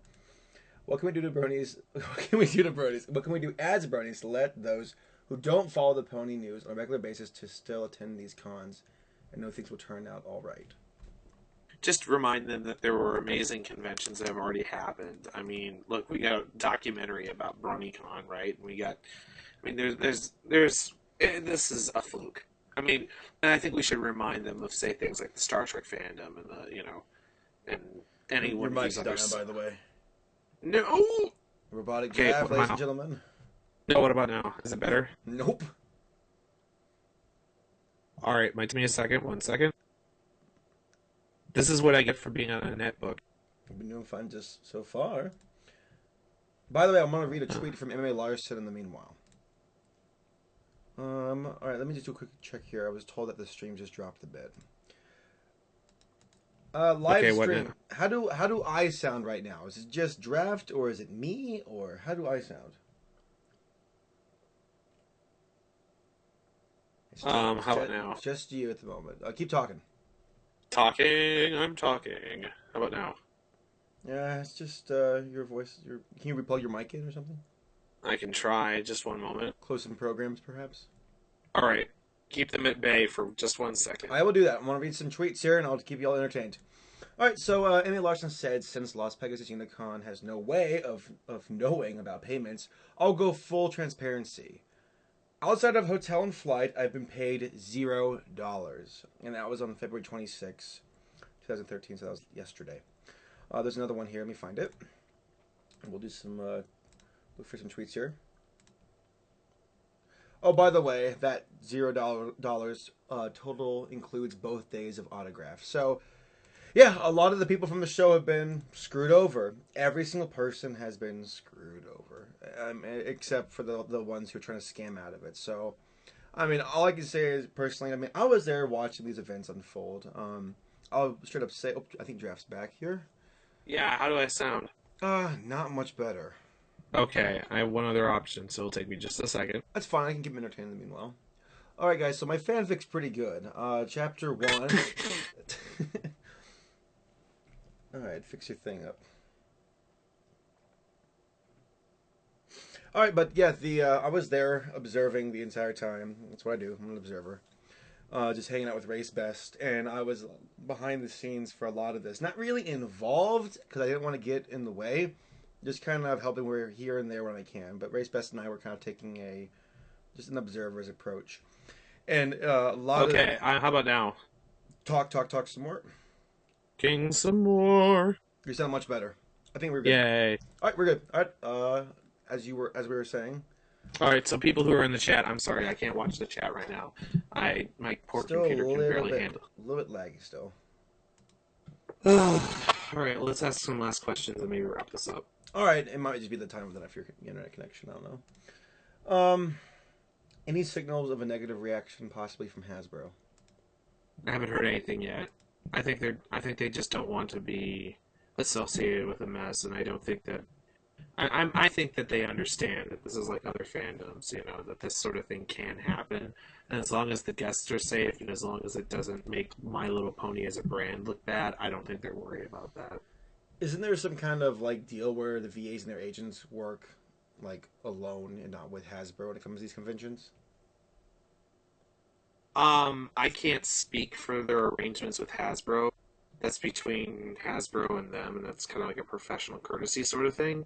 But I can say that, you know, Hasbro, they know about bronies, and they know these conventions are happening. I think they just want to make sure that, you know, that we aren't making My Little Pony look bad, and I don't think we've been doing that. And I don't think that even this did that. All right. I think that's it for questions. This might be a good time to wrap it up. So, Draft, any closing words about this entire shindig? Well, okay. I want to repeat that everything I've said in this podcast and this emergency broadcast of sorts is based entirely on the information I have. There may be more information that comes, and that may change, you know, our understanding of what happened. So I want to repeat that there's a lot of stuff that may not have happened yet that, you know, that I can't speak about because it hasn't happened yet, and there's a lot of information out there that we all need. My hope was that by having this broadcast today, since there were so many questions, that this helped clarify what happened at the convention, what was going on behind the scenes, for the sake of transparency, and what, you know, basically I wanted to help give a better picture of what went on, and I hope that I did that. I will try and answer what questions I can on Twitter. I can't promise I'll answer everything just because I don't know that I'll get to everything, and I don't know everything either. I really want to make that clear. I was not in control of Las Pegasus Unicon in any regard. All I was a media guy streaming the event, and then when... And he's dead. Ladies and gentlemen, I think he went offline there. I'm back. He's alive! I don't know what's going on with this thing. It's being weird. Okay, so where did I cut out? Talking about my fanfic. I know. Basically, I tried to give what information I could. I hope that this answered some of your questions. I know it wouldn't answer everything, because I don't know everything. And I really think that the puzzle pieces are going to come together over... It's going to take months. This was a really big mess. So I want to repeat that, first of all, Your voice These are is the fine, by important. the way. Your voice is doing better now. Okay, that's good to hear. I want to say first of all that every dollar that was donated during the original drive at the convention went straight to the voice actors and the agents. And I should say, when I say the voice actors and the agents were the ones distributing the money. They didn't profit from this at all. It went entirely towards paying for the hotels and the airfare for the show staff. And it didn't. It was a lot of money raised, which they are really appreciative of, but it only got about 90% of those expenses covered. So they're still out of pocket a little bit. It's a shame, but it's what it is. Every dollar went to that, though. Every single one. And you can confirm that with anyone you need to. The other media groups were there when I donated, or I should say, when EFN donated that money. Not a single cent of that went anywhere else. So I want that to be absolutely clear. Second of all, the account it was transferred to, Robert Picardo's fan club account, is operated by John Delancey's agent.